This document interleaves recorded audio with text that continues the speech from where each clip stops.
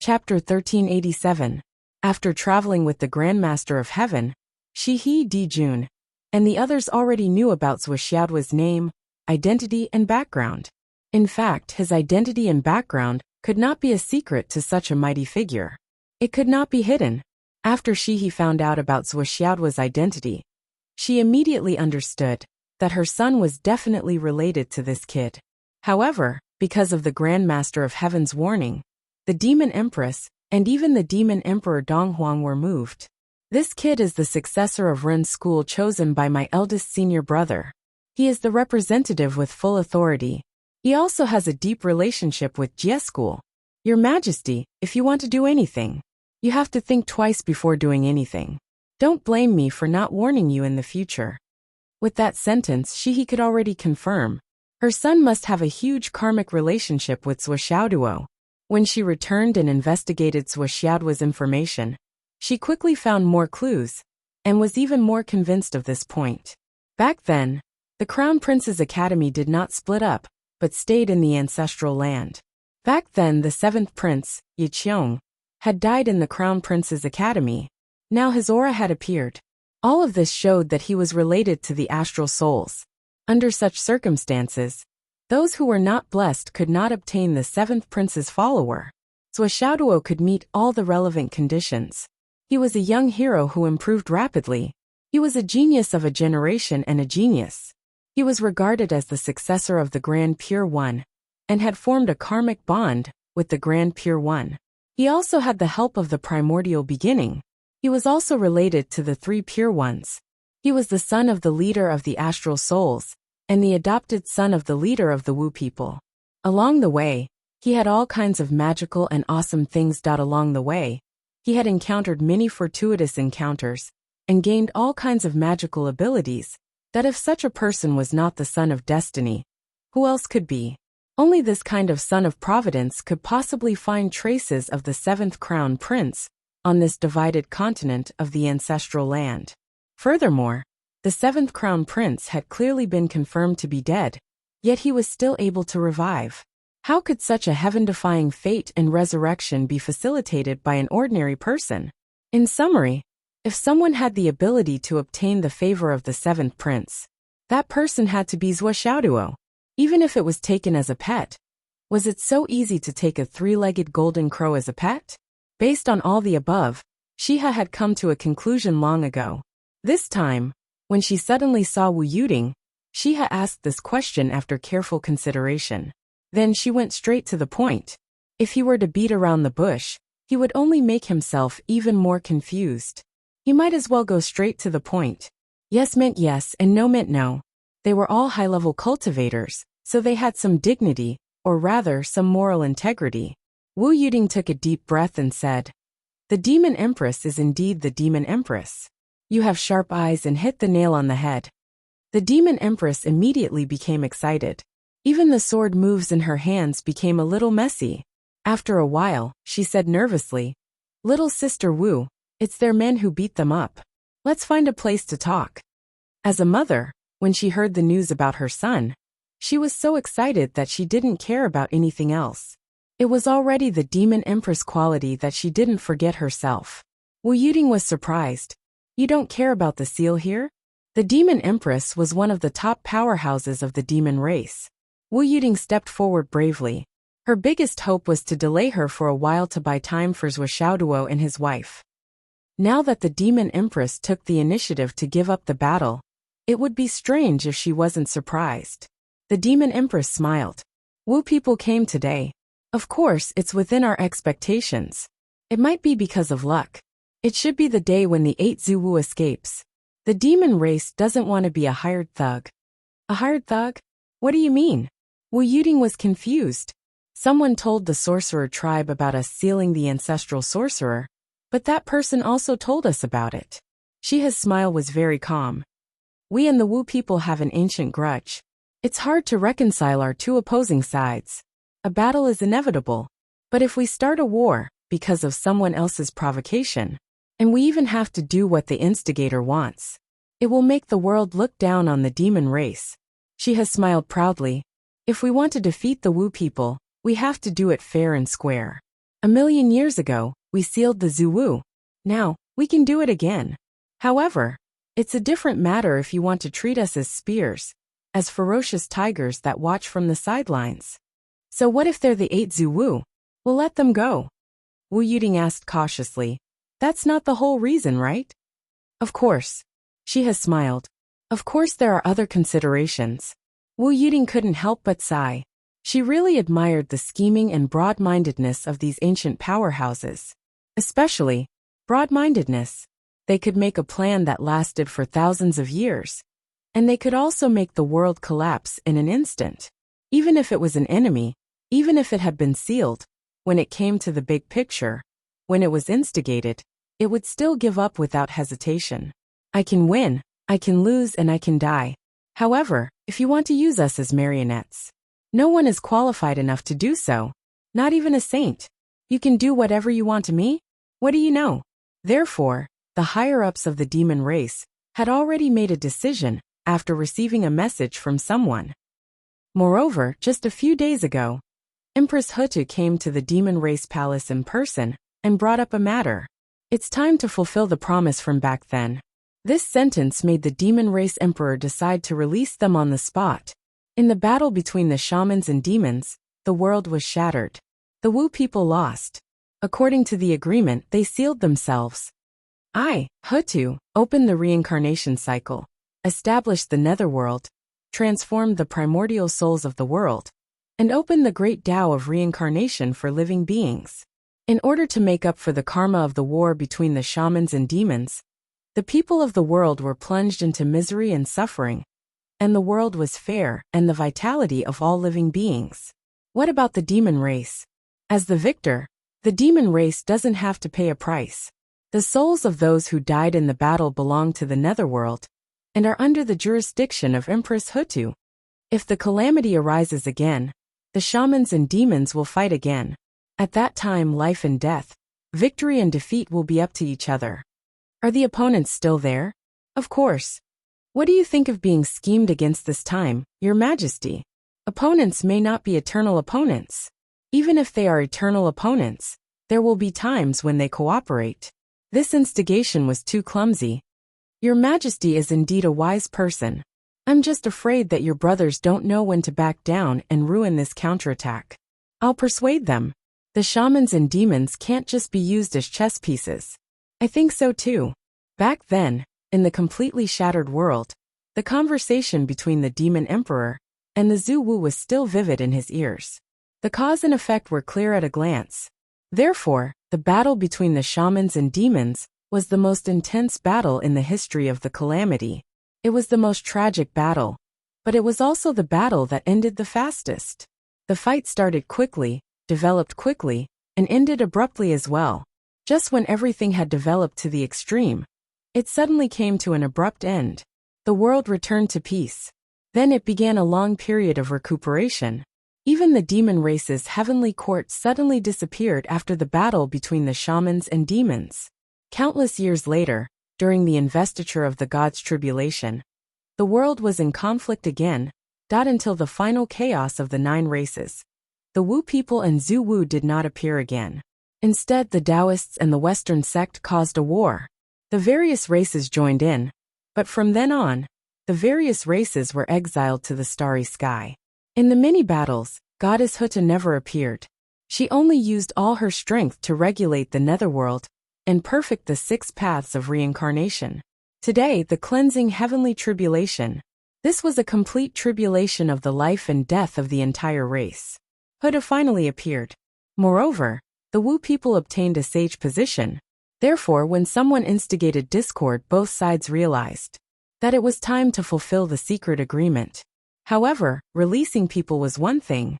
If you fought and saved them with your true ability, we would let you go so calmly.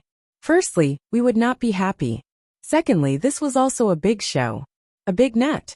Someone schemed against us. Let's see who has the guts to scheme against the shamans and demons at the same time.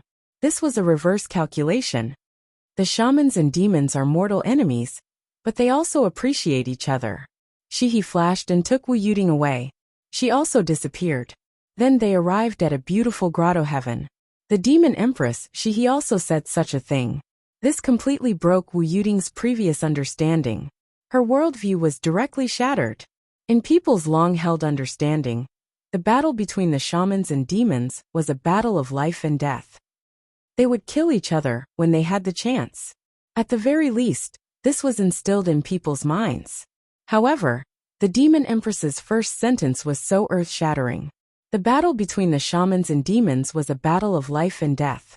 The demons were powerful, but the Wu people were second. The Wu people were born with strong physiques. Later, the 12 Zhu Wu dominated the world, and dozens of shamans dominated the world. Naturally, they wanted to fight for a place and become the main characters of the world. The demon empress, he said lightly. Therefore, they fought as soon as they came. However, although the battle with the Wu people was fierce, it was the only battle in so many years that they fought to their heart's content, without any worries. Everything was decided by the outcome of the battle. There were no conspiracies or schemes between the two sides. Both sides fought as soon as the battle was announced. It was very simple. The Wu people's shamans died in our hands, and they did not complain.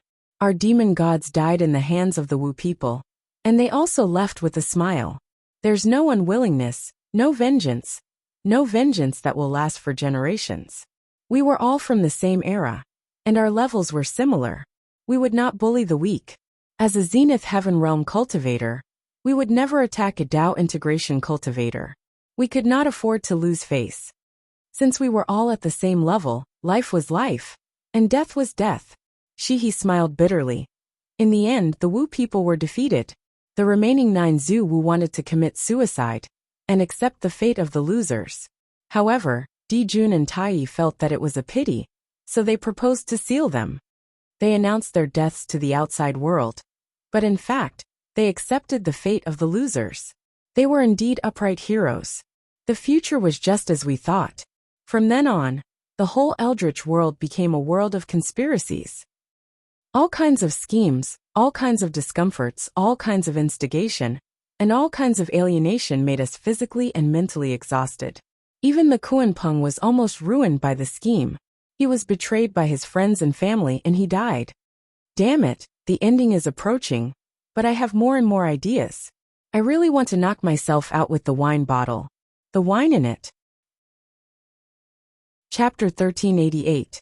Although we monsters do not fight against the heavens and earth like the Wu people and regard fighting as the most important thing for survival, we monsters also believe that the bigger fist is the louder reason, and that strength is the most important truth. Therefore, fighting against the Wu people is especially satisfying.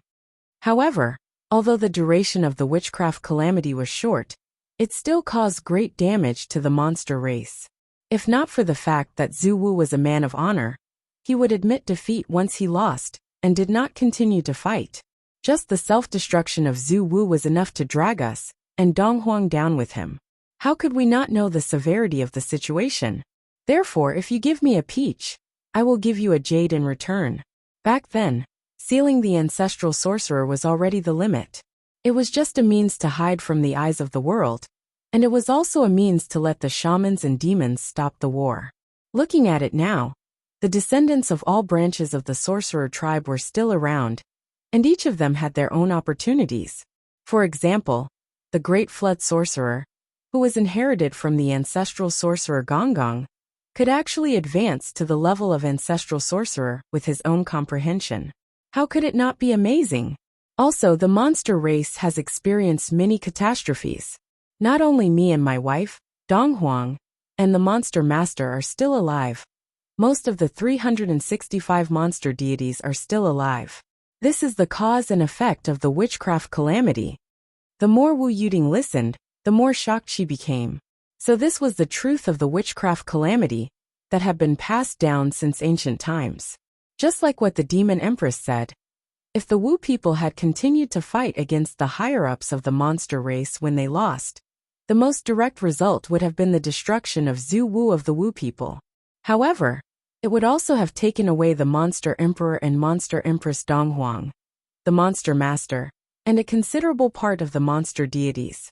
However, if that was the case, in the immeasurable catastrophes that followed, the monster race, and the Wu people would have been weakened.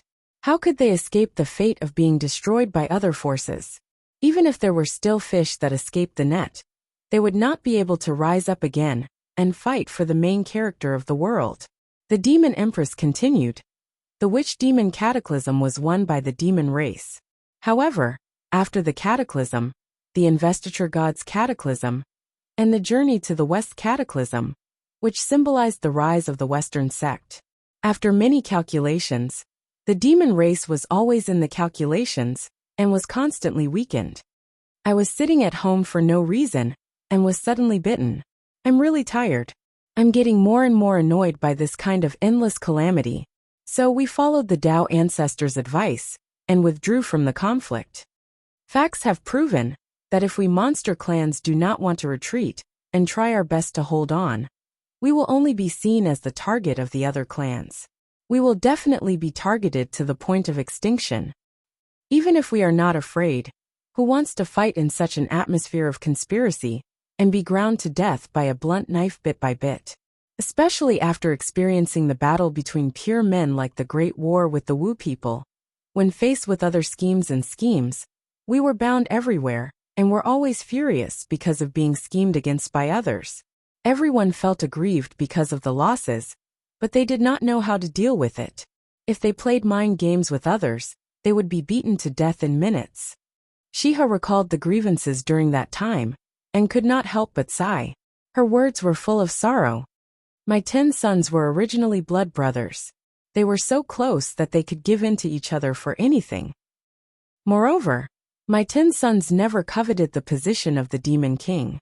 Everyone knows that the position of the Demon King will end with Dijun sitting on it for thousands of years. However, after the Great War between the shamans and demons, the monster clans obtained the destiny and established the heavenly court. However, not many years later, the brothers began to scheme against each other. God knows how they were instigated. Then it evolved to the point where they could not tolerate each other like fire and water. 7th brother died in the Crown Prince Academy when the 10 princes were fighting for power and profit at the most brutal time. Demon Empress Shiha looked up at the sky and sighed. The reason why we were willing to separate the monster continent and seal this world was very simple. We did not want to continue to be schemed against and be destroyed by all kinds of schemes. Wu Yiding put herself in their shoes and thought about it. She also felt a chill down her spine. If it were her, she would have fought with a bunch of straightforward people for thousands of years. Everyone would fight at the slightest disagreement. You fight 10 people, I fight 10 people. It was a fair fight. The bigger the fist, the bigger the argument, and the winner could make the decision. Then one day, this group of people suddenly disappeared, and a new group of opponents was given to you. Each and every one of them was a schemer, who pursued the theory of conspiracy and trickery. If they did not scheme against you, they would not fight you. Wouldn't you be at a disadvantage until you died with grievances? No wonder the Demon Empress had such an expression. No one would be able to stand it. 10 blood-related brothers who grew up together were instigated to turn against each other, let alone others. At that time, the demon race made a prompt decision to leave the ancestral land. It was a wise decision, but it was also a coward's decision. If I can't out-scheme you, can I leave? This isn't right. How could the 10 princes be instigated to this extent? Wu Yiding was confused. The demon emperor ruled the world and ruled the demon court. He had a long lifespan. The princes didn't have any chance to succeed him, right? Come to think of it, if one day even His Majesty the Demon Emperor perishes, then the so-called demon heavenly court will definitely cease to exist. This is a logic that even I, an outsider, can understand. If the 10 princes don't, how can they still fight? Shiha rested her forehead on her hand and said, "That's how it used to be. The 10 little bastards all knew it. But after they were let out for a while, they suddenly changed. And none of them could tell why they changed their minds. Everything was so muddle-headed. There was no reason." Shiha also felt bad. It was true that she was the empress of the demon race, but her true nature was no different from the demon emperor Jundong Huang Tai. They were both straightforward. She couldn't understand such twists and turns, and couldn't be bothered to think about it. Of course, she couldn't understand. How could such a simple and straightforward reason be able to instigate her sons? But this was something that should have been impossible. Yet it had happened. And after that, the princes were all confused. Why did she suddenly become confused? Why did she have to fight for the throne? Why did she have to fight for it? Why did she have to fight for the throne? Was she bewitched by Ying? After so many years of self-exile, the demon race finally straightened out their sons, that this was also one of the main reasons why the three leaders of the demon race reacted so violently to the instigation of their relationship with the Wu people. Wu Yuding sighed along with her. Xia couldn't hold back her anger anymore. However, she knew that she couldn't blame Xia for being calmer than she was. As a mother, she couldn't control her emotions so easily. I don't know. The golden crow by your son's side. Xia asked carefully. What does he look like? Wu Yuding said, Xiao and I. My son looks like a dog, but he's terrible at naming. He's called the Golden Crow Xiao. I've always treated him like a treasure and treated him like a son. The last time I saw him, he was already very handsome. I heard that he could already transform. He looks like a chubby 7 or 8 years old child. His combat ability is especially good. He's already in the origin realm. Wu Yuding hadn't entered the Tower of Empyrean Destruction for a while. She had never seen Zhao's youthful appearance after transforming. Her impression of him was still that chubby and very lovable figure. As for the phrase treat him like a son, it was a preparation for a rainy day. It was a foreshadowing to deal with the demon empress. Then, Xia's eyes welled up with tears. Is he good? Very good, very obedient, very lovable. Wu Yuding said very 3 times in a row. Xia's lips curled into a gentle smile. Then her face darkened. She said, your son is really lucky. The golden crow is an innate divine creature. He actually took it as a pet. Wu Yuding understood the deeper meaning of her words. She said calmly, Your Majesty, what are you talking about? If Xiao hadn't met my son, he might not have been able to escape the tribulation and be reborn in this world. As for the pet, it's even more ridiculous. When Xiao Duo hatched the 3-legged golden crow with his natal fire element, the first thing the golden crow saw when it opened its eyes was Xiao Duo. It automatically called him mommy. My poor son, a young man, has been the mother of a golden crow for so many years. Tell me, automatically calling him mommy. A young man, has been the mother of a golden crow for so many years? Tell me. Here's the place to reason. Xia's face turned red and white. None of these topics were easy to answer. However, she was also able to put her heart back into her stomach. Wu Yuding pointed out a very important point. When the golden crow hatched with his natal fire element, the first thing it saw when it opened its eyes was Xiaoduo and treated him like a son. As the first 3-legged golden crow in the world, Xia understood what this meant. The golden crow had escaped the tribulation and was reborn. The first thing it saw when it opened its eyes was indeed a natural sense of kinship.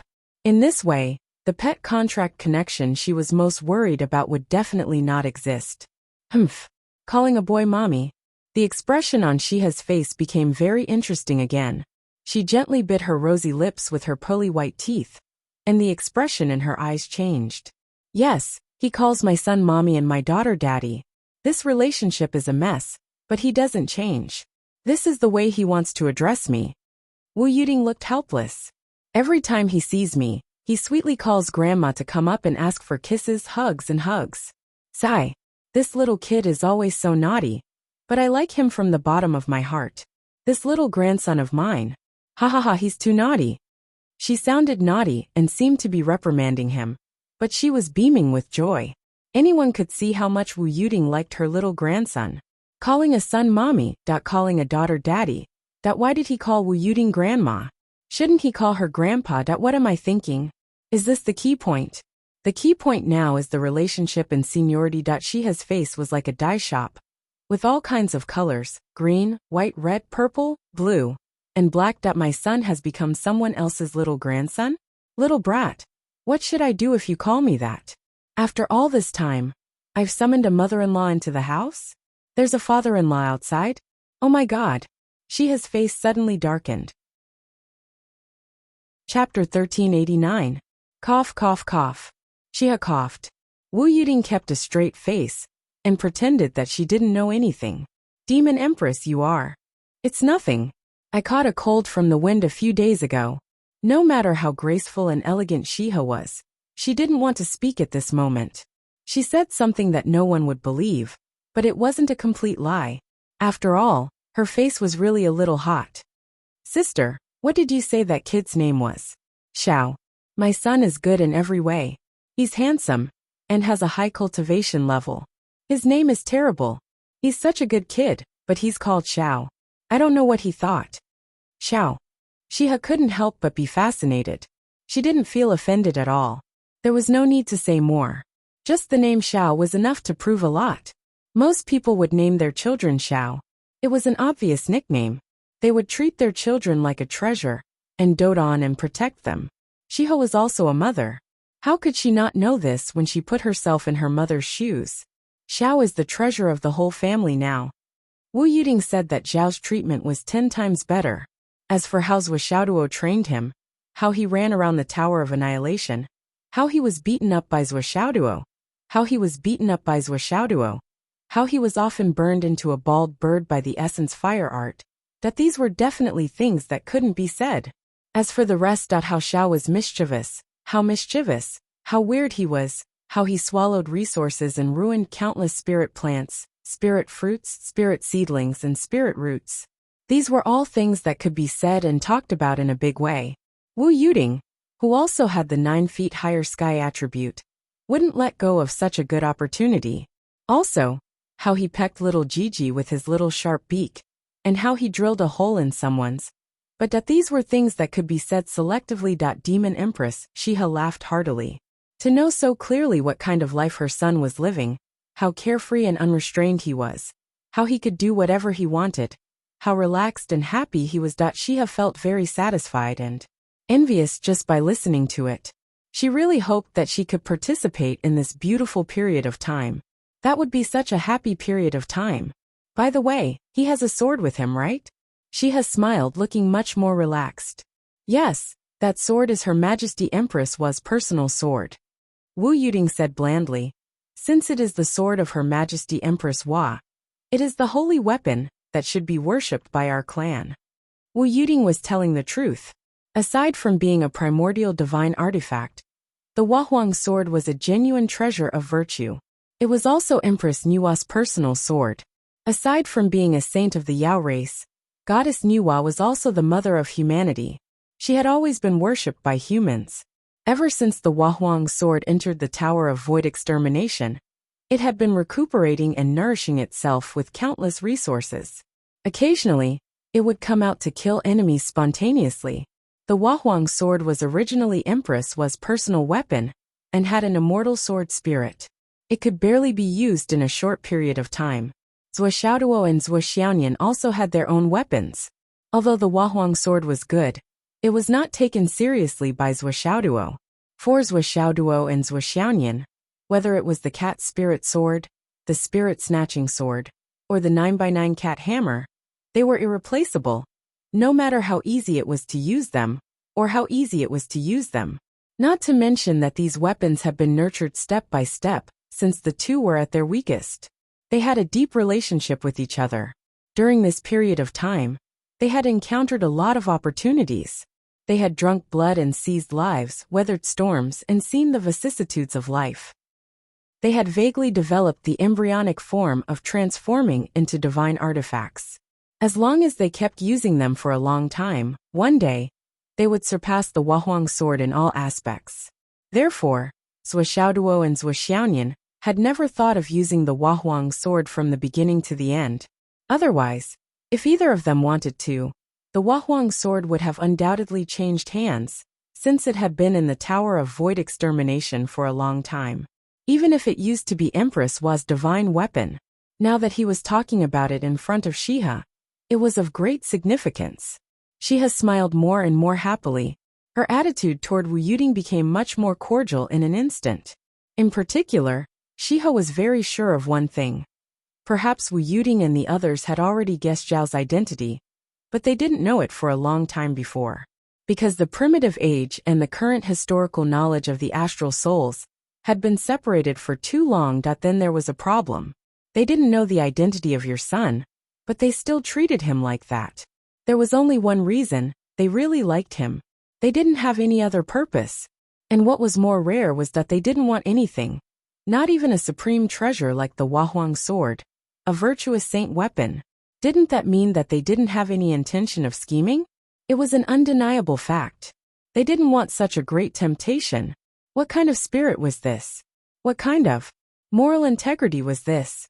After learning about these things, she had felt that if she still had doubts about this family, even if it wasn't intolerable, at least there was no evil smell.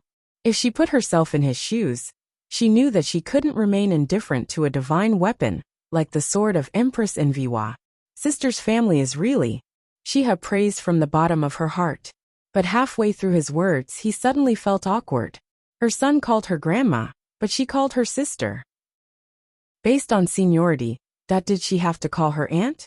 But who could afford to lose face like this? I'm the dignified demon empress, the first batch of innate life forms. Other than the Tao ancestor, even the group of saints were at most peers. When had they ever bowed down to him? Wu Yuding's cultivation isn't weak now, but compared to me, she's still hundreds of thousands of generations behind. Therefore, when she heard Wu Yuding say that Xiao was naughty, she really felt like slapping her butt. Not only did Shiha not feel the slightest bit of heartache, but she was even more eager to give it a try. She wished that she could give that delicate little butt of hers a good slap with all her might. Little brat, you've made your mother suffer. At this point, she was almost done talking. When Wu Yuding saw that the demon empress was not pleased with herself, she very understandingly said, "To be honest, from the beginning, we felt that it was strange." With regards to Xiao Zhao's background, there were many suspicious points. In front of the demon emperor and demon empress, although we are the younger generation, we are also the existence that stands at the peak of the star soul human race. We boast that we are experienced and knowledgeable, but with regards to Xiao Zhao's background, we do not know anything at all. She finally got to the point. Shiha's eyes lit up. Then what do you think? Today's conversation could be said to be the most difficult and indescribable conversation in the demon empress life. But it was also the conversation that she looked forward to the most. Although it was awkward, although she felt conflicted, although she was inexplicably embarrassed, although all of the above were at the extreme, but the joy and comfort in her heart were also at the extreme. As the supreme of the demon race, Shiha had never lowered herself like this in her entire life. She had always been graceful and at ease, the model of the mother of the world. She was so luxurious that people didn't dare to raise their heads. Not to mention being embarrassed or at a loss. Being approachable was already the limit. But today, all of this was broken. When Xiao started to have the ability to breathe the soul true fire, we were already thinking. Wu Yuding said. But at that time, we didn't know what was going on. Even now we don't understand. Zhao's memory hasn't recovered. Or, when we set off a while ago, Zhao's mind was in a mess for a while. It seemed like her memory was recovering but not completely. Wu Yuding frowned. We don't have much experience in this area. Naturally we can't be sure. Let nature take its course. Shiha took a deep breath and said, "Did you find Xiao in Crown Prince Academy?" That day, Xiao Duo did go to Crown Prince Academy to train. But when it comes to the place where he found the golden crow egg, it can't be considered Crown Prince Academy. Wu Yuding said. According to Xiao Duo's description, that place is another chaotic world located in Crown Prince Academy. To be honest, his explanation is beyond our understanding.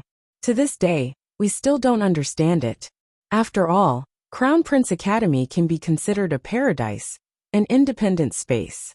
Another independent space within an independent space is a chaotic world. At that time, the Astral Souls, the Umno Alliance, and the Tao League couldn't understand it. A chaotic world. Shiha's pretty face darkened. What kind of chaotic world is it? According to Xiao Duo, that chaotic world seems to be suppressed by a mysterious force above Crown Prince Academy. It might not be suppressed, but it's the original chaotic world. Wu Yuding wasn't trying to shirk responsibility. She really didn't know much about Swishiao's experience. Although Zhuo had bragged many times, bragging about how he was wise and mighty, and how he could traverse the chaos, but Wu Yuding hadn't experienced a real chaotic world. She wanted to explain it more clearly, but it was difficult. But who were Shiha and the Demon Empress? They instantly understood. There's a chaotic channel in Crown Prince Academy? The Demon Empress's face darkened. A rising anger seemed to be brewing, ready to erupt at any time. At this moment, Wu Yuding still didn't know the true meaning behind the Demon Empress words. She was still confused and didn't know the how and why. Can I meet with your son later? A myriad of thoughts flashed through the Demon Empress's eyes. She had just figured out many things, but she still needed more information to verify them. Maybe Wu Yuding didn't know much about the whole story, but Zhuo, as someone who had experienced it, must know more. And this was related to the bitter history of the demon race for so many years. Moreover, if she met Zhuo, there was a great chance that she could meet Xiao and the Wahuang sword. Not to mention the Wahuang sword spirit, she could learn more about the past from Yiqiong. If she could completely recover her memories through meeting them, everything could be sorted out, and everything could be solved. They're still out there trying to save Zhu Wu. Wu Yuding coughed. I'm afraid the Demon Emperor will beat him up. Every year at this time, all kinds of graduation banquets are a headache. Chapter 1390. Wu Yuding glanced at Shiha and said slowly, that brat of mine has only been cultivating for a short period of time. His path has been too smooth, and his temper isn't very good.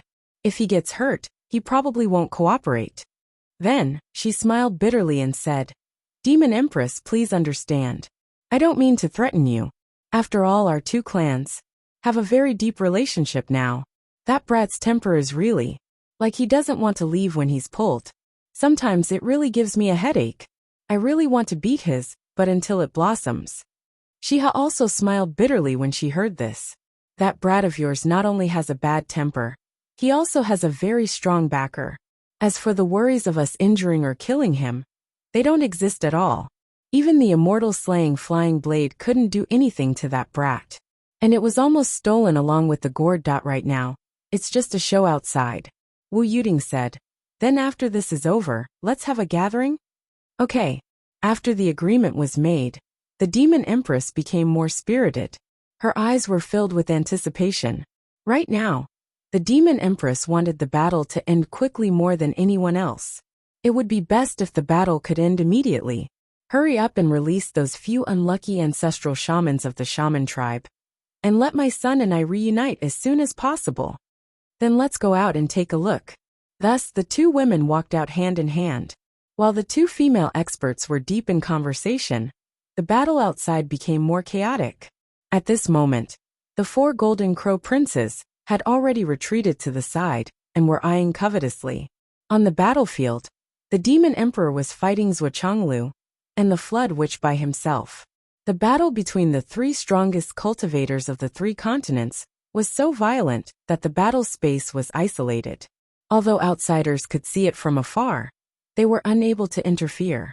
Even a peak expert like the Demon Master was no exception. If he tried to force himself, he would have to endure the backlash from the combined force of the three of them. Based on the cultivation of the three of them, the backlash was enough to heavily injure anyone in the world. As far as the eyes of the demons could see, the three of them did not utter a single word as they continued to attack ferociously. The Demon Emperor single-handedly withstood the Flood Witch and the Sky-inspecting throne. Not only did he not fall into a disadvantageous position, he even exuded a sense of calmness from time to time, as if he wanted to continue fighting. The Flood Witch and Zhuo joined forces to resist the Demon Emperor. It seemed like they were able to maintain a stalemate, but in fact, they were already complaining in their hearts. They were all people who had been through a lot. Before coming here, they had already overestimated the Demon Emperor's strength as much as possible. However, they did not expect that they had still underestimated the Demon Emperor. The difference between them was actually so huge. It was almost a qualitative difference. He was originally rejoicing that Wu Yuding had lured the Demon Empress away. Now, the Flood Witch was actually worried about Wu Yuding's safety. Jean-Fa could not help but become slightly impatient. After all, the Demon Emperor and the Demon Empress Donghuang were of the same origin. Even if the Demon Emperor was the strongest, the Demon Empress would not be too far behind. Even if the two of them joined forces, they would only be able to fight to a stalemate. Wu Yuding's cultivation was below him, and Zhuo Chenglu. It was inevitable that it would be difficult for her to fight alone. On the contrary, as the husband, Zhuo Chenglu was not worried at all. He was very clear that with Zhuo Xiaoduo as a link, and with Xiao as a trump card, Wu Yuding would not be in any danger. What the two of them were most thankful for was that Donghuang Taiyi had not appeared at all. If Donghuang Taiyi had appeared at this moment, the difference in their combat strength would have been directly unbalanced. Then, everything would have been over. Now, it was still not optimistic. Their only hope was that the few Zhu Was Taiyi would be able to escape, combine everyone's strength, and break out of the encirclement in one fell swoop. Otherwise, with the current situation, it would be very difficult to break out of the encirclement. Both of them were praying and hoping in their hearts. Xiao Duo, you have to succeed quickly. Your father can't hold on any longer. That at this time, Zhuo Xiaoduo and Zhuo Xiaoyan had already gone straight into the depths of the catacombs. Without any hesitation, they immediately splashed the great shaman blood essence that the flood which had prepared in advance on the formation map. Then, they exerted all their strength, using the 99 cat hammer to carry Zhu Rong's fire, and smashed it down with a loud bang. At the same time, Zhuo Xiaoyan's Xiao Duo also spat out extreme freezing frost. However, it was the fusion of ice and fire, forming an extremely opposite energy attribute. Through this, it formed an even more violent destructive power. With a loud bang, the flickering formation map shook violently and swayed violently. Then, it exploded with a loud bang. A dense space suddenly appeared in a flash.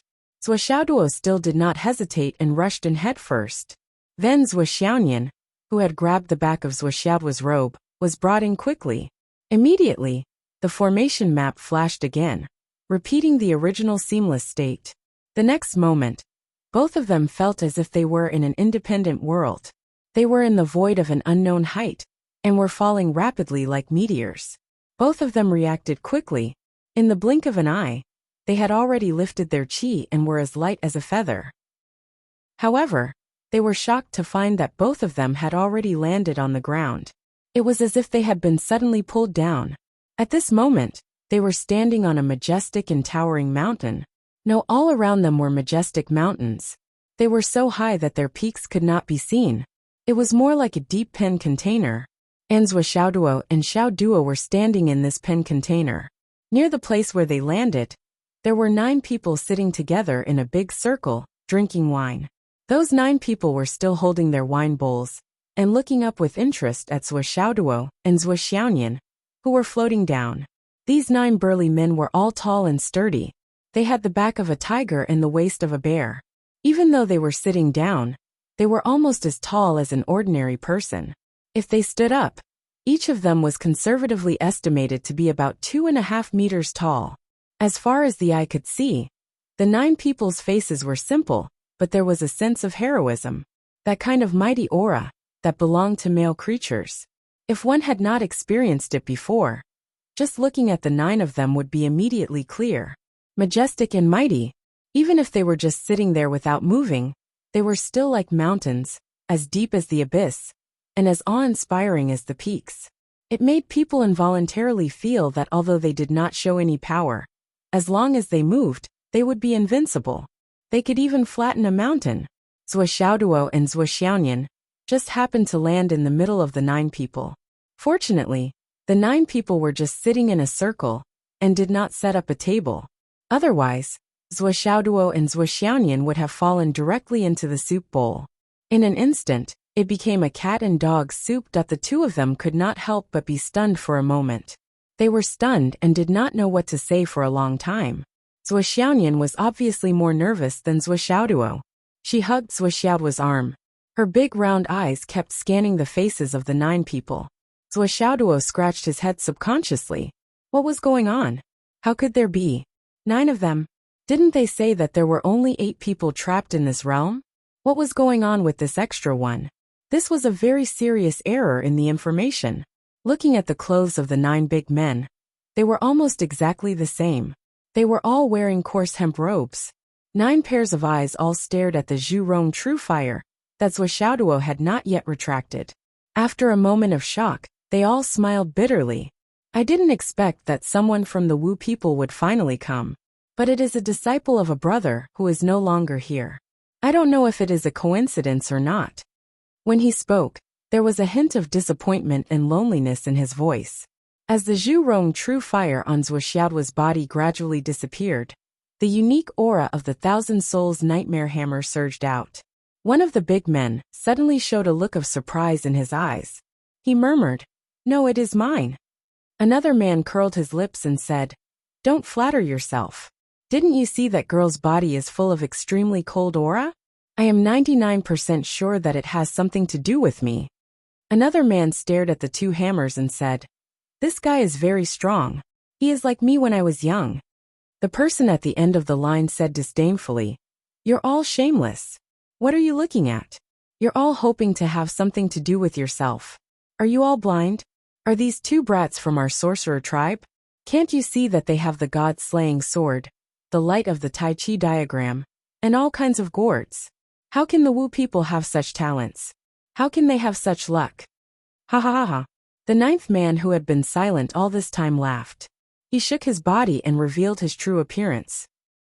He was wearing a yellow robe, worry-free shoes and a towering crown. He was majestic and glorious, the ruler of the world. Zhuo Duo and Zhuo Nian were taken aback. Their eyes almost popped out of their sockets at the same time. First, because they had seen this person before.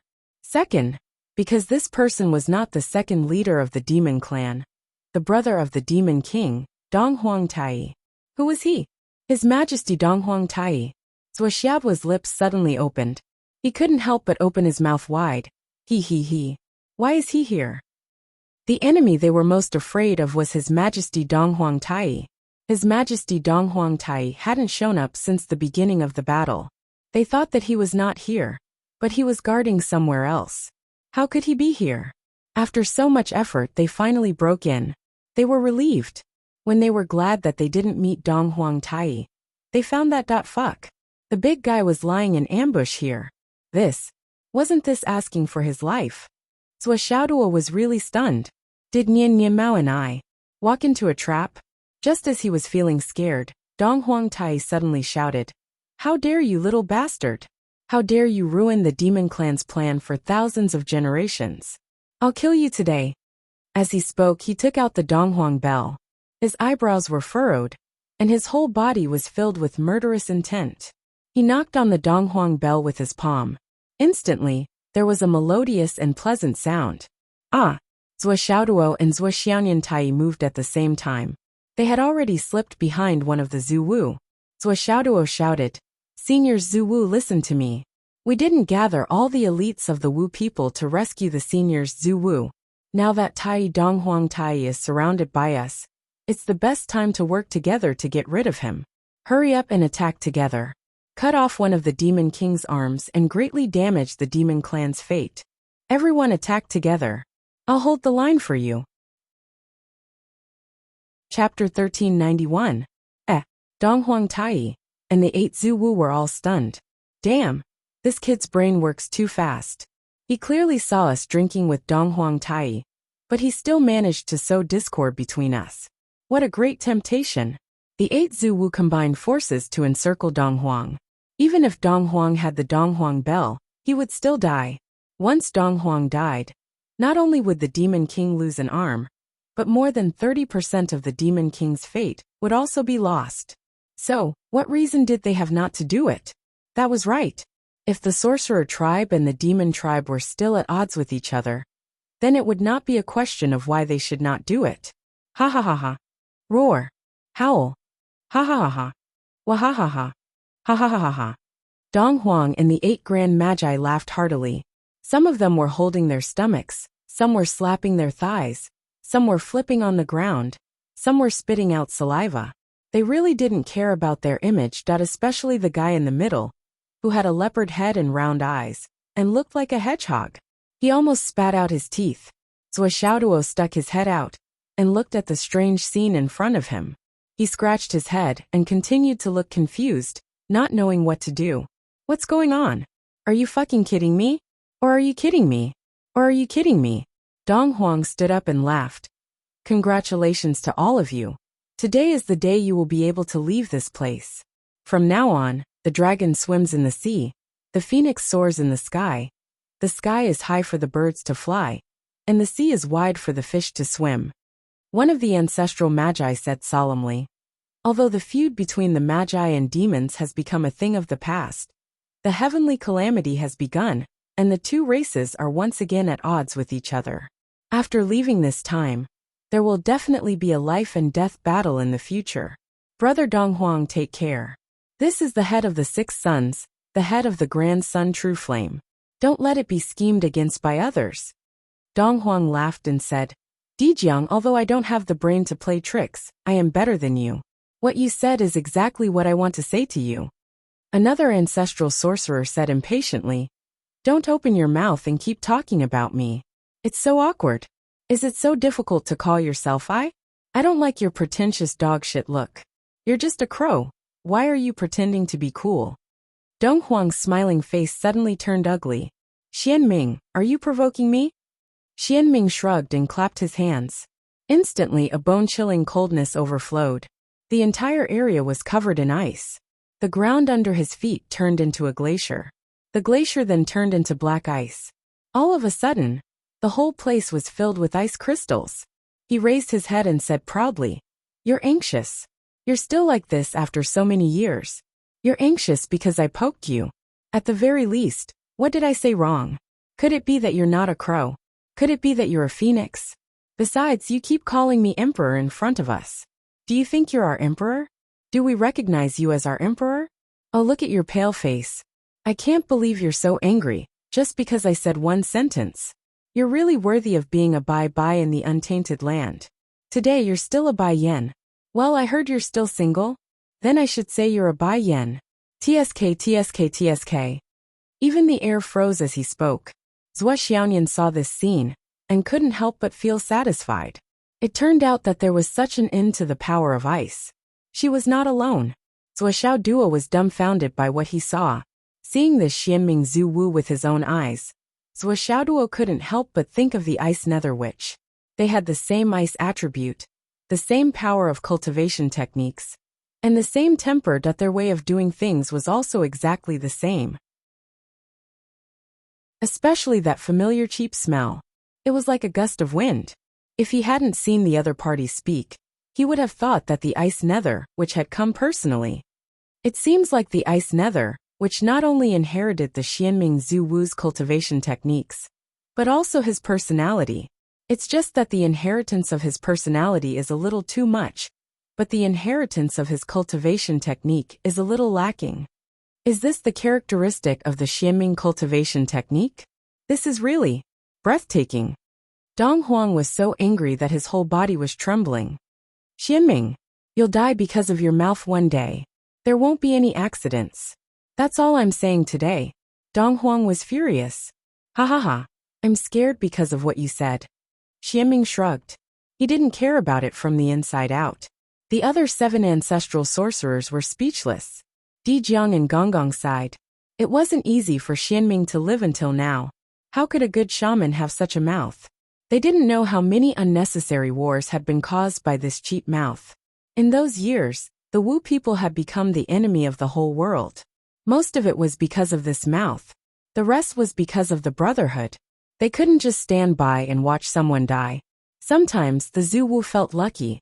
Fortunately, the Wu people only had one such bastard after so many years. If there was one more that they were afraid that it would be really hard to deal with. Young man, Xianming said, who's your master? How can you know Zhu Rong's true fire? Why do you cultivate Gonggong's great wave magic? Is the little girl beside you a descendant of mine? Why does she cultivate in the same way as me? No danger. Zhua Xiaoduo wasn't scared at all. This guy was taking advantage of his seniority. You're too young to take advantage of your seniority. My family name is Zhua. I belong to the astral souls. Senior Xianming, can we not talk so much? I was not joking with all of you just now. This time, in order to save all of you, the elites of the Sorcerer tribe and the Star Soul tribe have really been mobilized. I reckon that there are people who are constantly fighting and dying. I wonder if you still want to maintain your interest? Do you have to make it clear here? If you really don't care, I'll talk with you for a few days. Zhuoxiao's mouth had been trained for a long time. It had been tested for a long time. How about the Ice Hell Shaman? He had never taken advantage of Zhuoxiao's mouth. Zhuoxiao's words made Xianming's stomach full of shit. He opened his mouth but couldn't say anything. He could say, "Then let's talk." If he dared to say it, Zhuoxiao would definitely keep him company. But the other Zhu Wu would immediately hit him with their fists to shut him up. The sky was dark outside to save them. You want to talk here? If you don't want to talk, just get out. Then what you asked just now was bullshit, wasn't it? At such an important time, you're talking nonsense. What are you doing? You're a Zhu Wu. Zhuoxiao really dared to talk back, especially with Dong Huang next to him. With this outsider present, Zhu Wu wouldn't be shameless. The goblin race and the Wu people had reached an agreement to let them go. But in order to put on a show, the battle outside was real. People died at every turn. It was real. Huff huff huff. Xianming Zhu Wu glared at Zhuoxiao and was about to say, "Then let's get out quickly." Zhuoxiao took the initiative and said angrily, "What's with your attitude? Is this how you treat your savior? Are you harboring ill intentions towards me? Do you have ill intentions towards me? Are you trying to target me?" That look was so fierce. Xianming. Ha ha ha ha. Dong Huangtai finally couldn't help but burst into laughter. The other Zhu Wu were also amazed. They really didn't expect that there would be someone in this world who could use words to suppress Xianming's cheap mouth. They had lived for a long time, that they couldn't help but admire him. In fact, they didn't know that the reasons Zhuoxiao could suppress Xianming was because young Master Zhua was at a higher level than Xianming and Xianming. If Xianming and Xianming were cheap gods, Zhuoxiao was already a saint. A cheap saint. Dong Huang suddenly remembered that Zhuoxiao had sat on a saint's futon in the Purple Cloud Palace. Although he said that he didn't want to sit on it, it was a fact that he had sat on it. Could it be Zhuoxiao's saint position was really cheap? No sword Dao? Dong Huang laughed, raised his wine cup, and drank it in one gulp. Everyone will meet again after today. We'll meet again after today. The 8 Zhu Wu raised their cups together and drank it in one gulp, showing their heroism. The Wu people and the goblin race were mortal enemies, but the higher-ups of the goblin race did appreciate each other. Everyone disliked each other, but at the same time, everyone was pleasing to the eye. Even though they had been sealed here for so many years, they hadn't been mistreated, nor were there any restrictions. Sometimes, Dong Huang and the Goblin King would even come to chat and drink with them. Everyone talked freely and drank to their heart's content. Sometimes even the Goblin Empress would come. The atmosphere was very harmonious, just like old friends meeting. Now that things had come to this, it was finally time to part ways. Have a safe trip, everyone. I won't see you off. Let's fight again next time. Dong Huang let out a long laugh. His body slowly rose and gradually disappeared in midair. He had said what he needed to say. They would still be enemies when they met again. They would fight when they needed to fight, kill when they needed to kill, and cooperate when they needed to cooperate. Kid, follow us.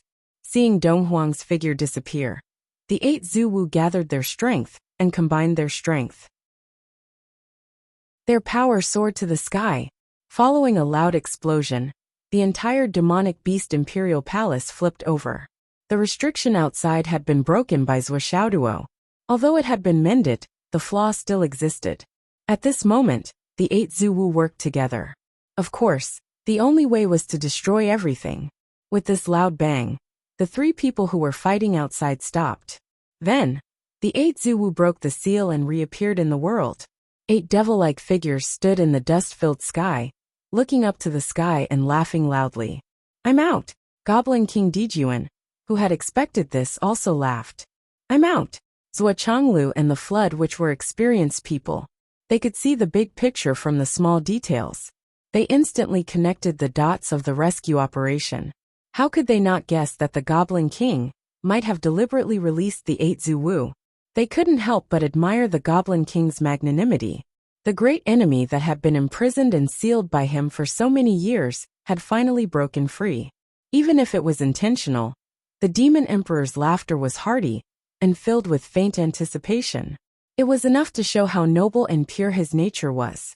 Gonggong Zuwu laughed and said first, "Emperor Jun, thank you for your hospitality for so many years. We the Wu people will definitely repay your kindness in the future." Emperor Jun narrowed his eyes. "Since you have broken out of the seal, you will only be Zhu Wu of the Wu people. There is no need to say anything else. You can go now. There will be a battle between you and us in this calamity. Let's see which of us is stronger." "Do you think I'm afraid of you?" Ancestral sorcerer Di Jiang let out a long howl. "This battle ends here. All members of the sorcerer tribe stop." Following this shout, the sounds of battle outside the demon imperial city slowly died down and gradually came to a stop. The sound of the wind could be heard. Both sides had rushed over. The Goblin King shouted, "That Wu people's poison transporting junior. Leave the antidote, and we will call it a day." The non-poisonous shaman scoffed and threw down dozens of small porcelain bottles. "Greetings, old ancestors." The Flood which led the other shamans and bowed. "What is your name?" "Flood." "Flood, you have reached the Zuwu realm. You don't have to belittle yourself. You can be on the same level as me. In the prehistoric era, those who are stronger are the first. This is especially true for the descendants of the Wu people. Reaching the Zuwu realm means reaching the peak of the Wu people. You can't be weaker than others. You must remember this." "Yes." Gonggong Zuwu looked at Flood and said flatly, "You have walked your own path, and are no longer my disciple. You must remember this too." "Yes. This time, the Star Soul Human Clan Zhua clan has put in a lot of effort to rescue all of you. If it wasn't for their help, it would be difficult for our shaman clan to handle this alone. This matter might not have gone so smoothly." The Flood Witch Flood Zuwu started to introduce Zhua Chonglu and his family. He emphasized their help this time. "Greetings, Senior Zhu Wu." Zhua Chonglu and Wu Yuding bowed side by side. They were neither arrogant nor humble. "Thank you," Dijiang Zuwu said. "We will remember today's kindness. Empty words are meaningless. We will see in the future." When facing Monster Emperor Jun, Dijiang said that he would repay him greatly. However, in the face of Zhua Zhonglu and his family, Dijiang did not say more. Gratitude wasn't expressed in words. Actions were needed to show it. "Senior, please don't mind. Flood and I are good friends. After this disaster, the Astral Souls humans and the Umno Alliance have made an agreement to help each other. This time, I came to help you. Half of it is personal friendship, and the other half is expedient." "Haha. Good. You are honest and sincere. You are a good friend." Dijiang looked at Zhua Chonglu and couldn't help but ask, "Is this your son?" He then looked at Zhua Xiaoduo. Zhua Xiaoduo immediately straightened his chest. "Ancestral Witch, you don't have to be so courteous. Everyone looks out for each other. I just did what I should do. Speaking of thanks, it's too much." Dijiang's lips twitched. "Did I say thank you? I said thank you to your father. I have given him enough face. Why would I say thank you again? That's my son. My son is young and inexperienced. His cultivation is shallow. Master Zuwu, please don't laugh." Zhua Chonglu said politely. "I just said that your words are honest and sincere. Now you are being modest. I said before that in the untainted land, those who are strong are the first. As the saying goes, young and inexperienced and shallow cultivation. Why can't your son be the first? Your son is talented and talented. The minister of the left is really lucky." Dijiang praised Zhua Xiaoduo sincerely. He only left the last sentence that he was too embarrassed to say. This sentence was naturally. Especially in another aspect, he is even more outstanding. He can be called the best in the world. As for which aspect, those who understood, so there was no need to say it out loud. "Let's go. We will settle the score with the Demon Clan in the future. Dijuan, we are leaving now. Do you have anything else to say? If not, we will meet again in the Jianghu." The Demon King said lightly. "I just said that when you break out of the seal, you will only be the Wu people Zhu Wu. You will only be enemies with each other. However, there is no need to be anxious about the hatred of your life today. I will let you gather and be happy and reunite with your people. At the same time, I will also give you a chance to leave your inheritance. Last time, I was in a hurry and did not leave any inheritance, causing a gap in the inheritance of the Wu people. Today, I am quite disappointed when I meet with the junior wizards. The Demon King is indeed the Demon King, Dijiang said lightly. In that case, my brother and I will leave now. Go ahead. Minister of the Left, let's go. Zhuo Zhonglu smiled and said, Ancestors of sorcery, please leave first. I came here because I still have a matter to discuss with His Majesty the Demon Emperor. Xianming Zuwu said, Do you need help? Zhuo Chonglu smiled. This has nothing to do with war. I believe the Demon King will not make things difficult for me. Gong Gong pulled Xianming's sleeve and said, In that case, we will leave now. Then with a loud whistle, the group of powerful sorcerer tribesmen soared into the sky and left. After a short while, only the 4 people of the Zhuo family were left. The flood which looked back in the sky and saw the Demon King and Demon Queen greeting Zhuo Chonglu, and Wu Yuding with smiles on their faces. She could not help but be confused. What the hell? What is going on? What kind of god is this? I invited you to fight, to risk your lives to save the Zhuwu people. Why did you come here as if you were visiting relatives? Welcome to the left minister of the astral souls to the Demon King's palace. Demon Queen Shihi said very politely.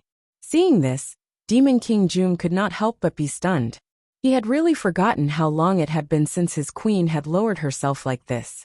After thinking for a while, he reacted and said with a smile, Yes, yes. The left minister of the astral souls, Yu Ji, has come to the Demon King's palace. You bring light to our humble abode. Welcome, welcome. Bring light to our humble abode? Welcome, welcome? The few demon crown princes on the side stared at the Demon King's palace, which had been beaten into a mess by this family. Then, they looked at the many injured guards around them, and the demon gods who had joined forces to protect the Demon King's palace, but could not bear the burden. They were vomiting blood and suffering from internal injuries, that they could not help but fall into deep thought. Imperial Father and Imperial Mother. This is probably the first time in so many years that we have been so puzzled by the actions of the two of you. Just a moment ago, you were fighting with this family to the death, and you wanted to kill them as soon as possible. Why are you treating them like distinguished guests now? That tone, it was not only approachable, it was as if he was calling out to his friends and relatives. All right? We can't understand no matter what. This family helped the Wu people to cultivate. Not only did they destroy our Demon King's palace, but they also saved the 8 Zhu Wu, and almost burned the Fusang divine tree to ashes. Our demon crown princes were also beaten miserably. How did they become our distinguished guests in the blink of an eye? Their faces changed faster than flipping a book. Damn, their faces changed faster than flipping a book. Can it be used like this? Demon Master Kuan Peng turned into a golden-robed man and stood outside. At this moment he could not help but take a step forward and said, Your Majesty, you are. My dear minister, there is no need to say more. I have my own ideas. Demon Emperor Dijun smiled slightly, but his smile had a different charm. Demon Master Kuan Peng had followed him for countless years. How could he not know that there must be another reason here? Dong Huangtai also descended from the sky and said, Oh, I'm late. What happened just now? Why is it so messy here? Who dares to stir up trouble in the territory of the demon clan? I will not let them off easily. Everyone. Zhuo Xiaoduo and Zhuo Xiaonian. The two of them had the same thought in their minds at the same time. A veteran actor is indeed a veteran actor. His tone is flawless, and his singing and acting are perfect.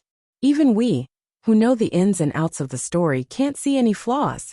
When you asked the question just now, if we only heard the surprise in your tone and the confusion on your face, we almost thought that the one who was drinking with the 8 Zhu Wu down there was not you.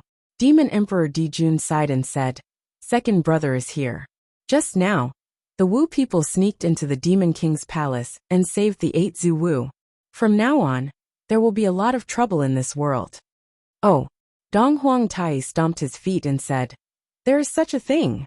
The 8 Zhu have been sealed for a long time. Even if they break free, it will be difficult for them to recover their cultivation in a short time. The rest of the witches are just SOO. Wait for me to catch them and bring them back. No need. The great world is coming. It is time for the Zhu to come out and stir up trouble again. Big brother is right. Then let them go for now. We will meet again in the Jianghu. Second brother, let me introduce you. These 4 are the backbone of the human clan in the ancestral land. They are the Sky Patrol Minister and his wife, and their son and daughter-in-law. This time they came with the Wu people. Now they are our honorable guests. Honorable guests? Big brother, are you confused? They are our enemies. I have my own plans. I still don't understand. You will understand when you come in. Dong Huang stopped talking nonsense and said to the demons around him, I will go in with my brother. You don't need to care too much. Since my brother said that they are honorable guests, then they are honorable guests. Anything related to them must be a good thing. Go and heal your wounds. It is so embarrassing to be beaten up like this in your own home. As he said, he threw out a few bottles of elixirs. The Kuanping demon master, several princes and countless demon gods bowed and said, Thank you, your majesty Dong Huang. Some of them hesitated and went to heal their wounds. With his majesty Dong Huang here, he can stop the demon emperor from making any stupid decisions. We just need to wait for the result. The more Zuoxiao Duo and Zuoxiao Nian looked at it, the more they felt like they were losing their minds. Damn it. Chapter 1392. These 2 brothers were singing the same tune. They had forcefully acted out this illogical drama. Zuoxiao Duo suddenly had a thought. Could it be that for these millions of years, the 2 of them sang the same tune and coaxed their way through? For example, if the demon race wanted to do something big, everyone wanted to do it, but the 2 emperors didn't. Hence, Emperor Jun first agreed, and Dong Huang then rushed over to explain the situation. Then, they could turn the situation around and make the entire demon race united, singing and dancing happily. That he then turned to look at the princes and demon immortals, including the Kuanping demon master, who all looked relieved, that it seemed like everything was fine now that Dong Huang was here. From the looks of it, even though his guess wasn't correct, it wasn't far off, especially when he vaguely heard a certain demon god say confidently, His Majesty is wise and mighty. His martial prowess is invincible. His Majesty the Eastern Sovereign's ability to see the big picture is unparalleled in the world. With His Majesty the Demon Emperor and His Majesty the Eastern Sovereign, with both His Majesty the Eastern Sovereign working together, there will be no mistakes, no mistakes. Sounds of agreement could be heard everywhere. It seemed like the concept of His Majesty's martial arts are invincible, and Dong Huang's foresight is unparalleled had been deeply rooted. Zuoxiaoduo, who received further confirmation, couldn't help but prostrate himself in admiration. These 2 crows, they are really good at acting. If I didn't see it with my own eyes, I would have believed it. I wonder if this trick can be applied to me and Li Chenglong. I'm invincible in martial arts, and Li Chenglong's ability to see the big picture is unparalleled. It seems that it can be applied. Isn't life like a play, and everything depends on acting skills? When I go back, I'll think about it. It seems like there's a lot of room for improvement. After that, there were no more obstacles. The family of 4 was welcomed by the Demon Emperor and Demon Empress Dong Huang, and entered the Demon Emperor Palace. That after entering, the Demon Emperor dismissed his subordinates and used the Book of Luo. Everyone present disappeared from the palace and entered the world of the Book of Luo. Here, a tea table was already set up, and the fragrance of tea rose in spirals. Please, even though the Demon Emperor and Demon Empress were already burning with anxiety, they still forced themselves to remain calm and entertain the guests calmly. The Demon Emperor even calmly introduced the origin of the tea leaves to them. Dong Huangtai also cooperated and told a few ancient jokes, which made everyone laugh, and the atmosphere became more harmonious. Zuoxiaoduo and Zuoxiaonian were smiling, but they were inexplicably nervous. Looking at the Demon Emperor and Demon Empress situation, how could the 2 of them not understand? There could only be one reason why the 3 big shots of the demon clan were willing to lower themselves like this. and that was for Zhao's sake. It was the seventh prince, Yi Qiong. The two of them felt gratified, but also inexplicably terrified. She was planning to get her child backed up, but in her heart, why was she so reluctant? The urge to run away rose and fell, and it was constantly budding. Finally, it was Zhuo Chenglu who broke the stalemate and changed the topic. Your Majesty, now is the clear sky tribulation. I wonder what the demon clan plans to do in the future? Do you want to recreate the glory of the past when the demon clan ruled the land of ancestors? Zhuo Chenglu's words were not baseless. The demon clan was the strongest among the various races, and this had always been an indisputable fact. During the Great Shaman-Demon War, the demon clan won in the end and became the main character of the world. They established the heavenly court and stood above all living beings in this world. Their glory was unparalleled, and the entire demon clan was proud of it. Now that the immeasurable tribulation was about to begin, with the demon clan's strength, it was inevitable that they would fight for the main character of the world again. Demon Emperor Jun sighed softly and said, I won't deny it. This immeasurable tribulation is about to begin, and it's extremely disadvantageous for the demon clan. Not to mention fighting for the main character of the world. I don't even know if we can survive and not be wiped out.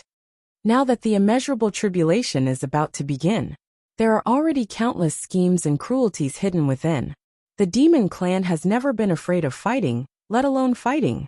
However, we hate schemes, or rather we fear schemes.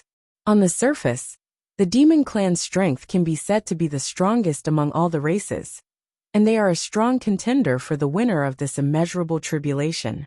However, it is also because of this that the demon clan has become the target of public criticism. Demon Emperor Jun picked up his teacup and drank some tea. His expression was rather worried. Although the various clans and sects seemed to be fighting each other, attacking each other, and fighting chaotically, one thing has long been destined. If they do not first destroy the demon clan, or beat them below the average line, there will not be a true life and death battle. Just look at the recent series of battles. Although there are countless casualties among the various races, the real high level and the real peak combat power have almost no losses. From this, it is not difficult to guess. All the chaotic battles so far are merely probing and deceiving battles. Through local battles they achieve certain goals. That's all. With the current battle level, it is far from the point where the various races are at odds with each other. Demon Emperor Jun sneered. But if it is only this kind of scheming, this kind of strategy is too clumsy. As for your action of rescuing Zhu Wu today, we have already expected it, and even Kuanping has also guessed it. That's why he specially came back to deal with it.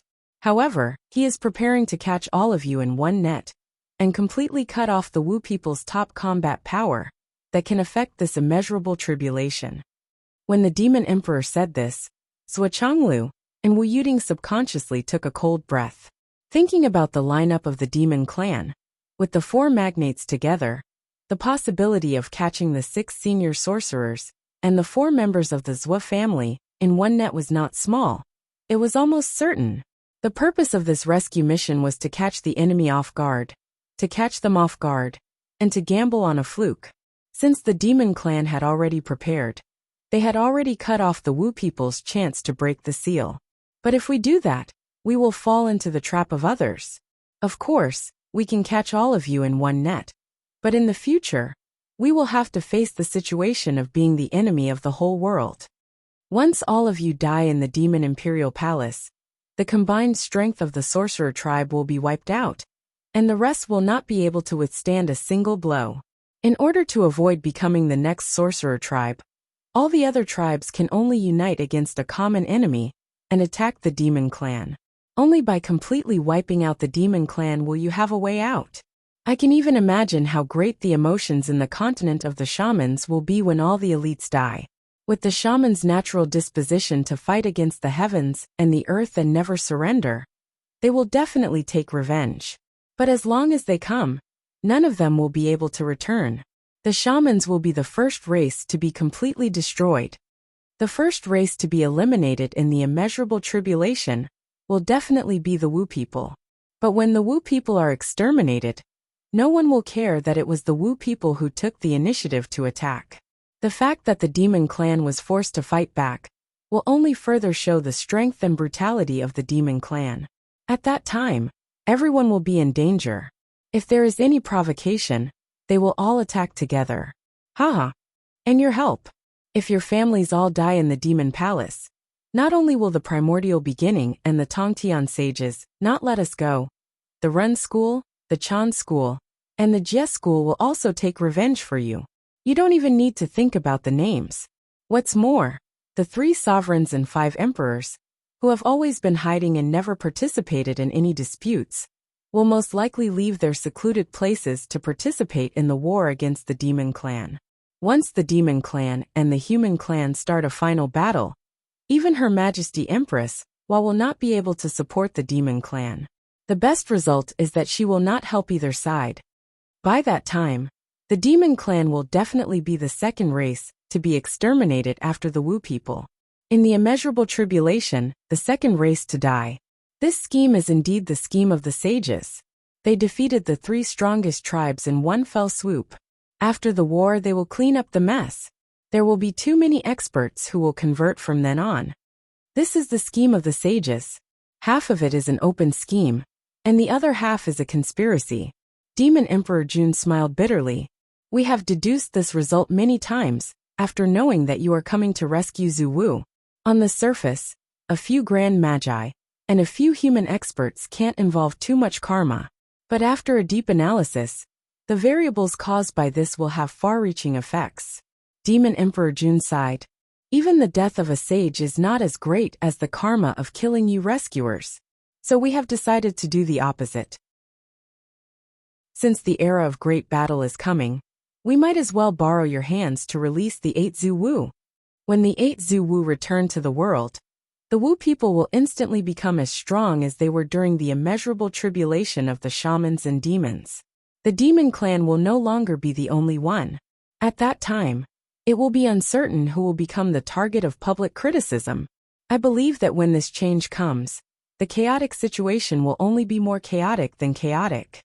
With the Wu people's temperament of fighting against the heavens and earth, when the 8 Zhu Wu return, their comprehensive combat strength will leap to the forefront of all races. No one will be able to ignore their existence. And most importantly, that sage's wishful thinking of driving the tiger to devour the wolf and reaping the benefits of the fisherman will also fail. Although the demon clan has released a strong enemy and will inevitably start another war in the future, we have avoided falling into other people's schemes. This is enough to be gratified. I see. So this is the truth. Zhuo Chonglu nodded and said, Then the future of the human race and the demon clan. Have you thought about it, Demon Emperor? Demon Emperor Jun paused for a moment and smiled bitterly. This was the question he was most unwilling to answer at the moment, and even the question he was most unwilling to face, because it would offend too much. The Demon Emperor pondered for a moment before he said faintly, In the future, if there are only 2 or 3 races left that still have the power to fight, and there are both humans and demons among them, then a battle between us is still unavoidable. This is the heavenly tribulation of the Qing dynasty. Other than the immeasurable tribulation, it is also the tribulation of all races. In the future, only one race will be left, and it will be the ruler of this world, the protagonist of heaven and earth. The other races will either be destroyed or fall into decline. If there is a choice, I believe that many races will hope that their own race can leave the ancestral land mainland to protect their race. But now that the ancestral land has been restored, and the mainland has just been reunited, the matter of splitting the mainland will definitely not happen a second time. Then, if you don't want to be destroyed and fall into decline, the only way is to fight to the death and fight for a golden age of glory. In the future, perhaps, it will be inevitable for you and I to fight to the death. The Demon Emperor looked at Zhuo Chonglu and said faintly, So your cultivation must be strengthened. I don't want it in the final battle to defeat you so easily. The Demon Emperor's words could be said to be extremely honest, without the slightest bit of trickery. For a moment, everyone fell into silence. It was true that in the future, The entire mainland could only allow one race to exist and become the ruler, the protagonist of heaven and earth. In the future, unless the heavenly tribulation started again, it would be the protagonist of heaven and earth.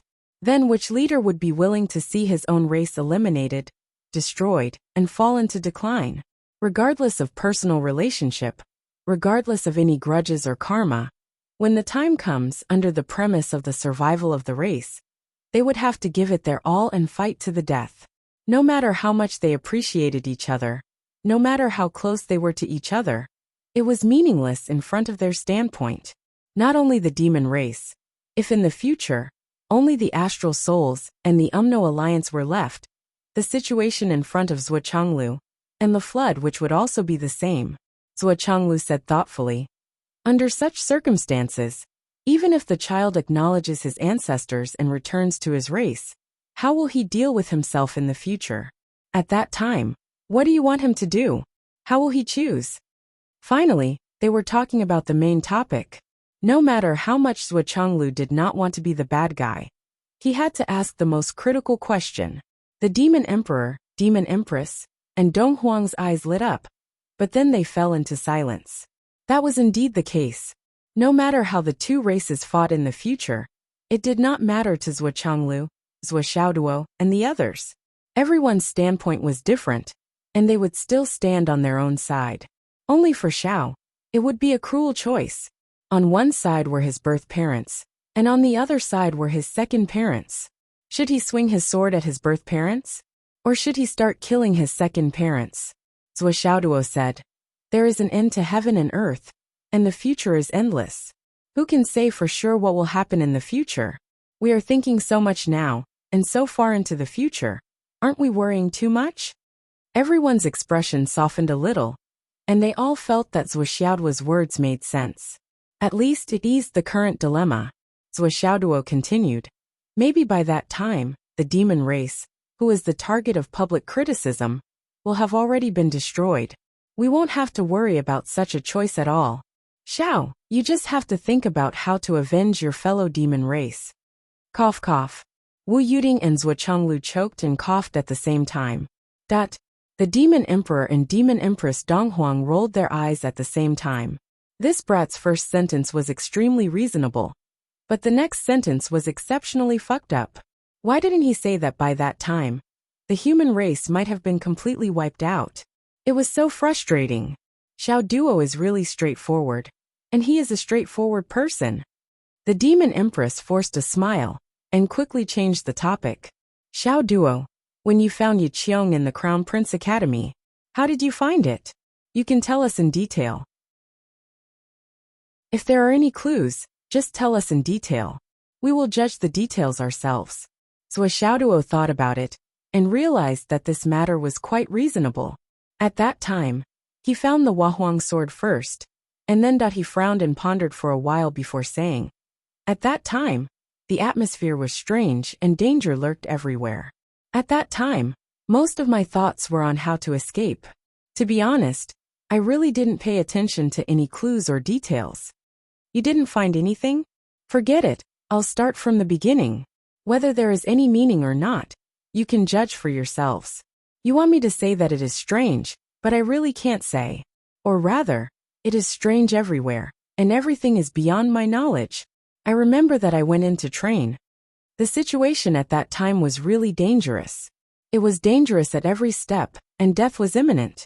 Strictly speaking, that encounter could be said to be the most dangerous experience Xiaoduo had ever encountered in his life, bar none.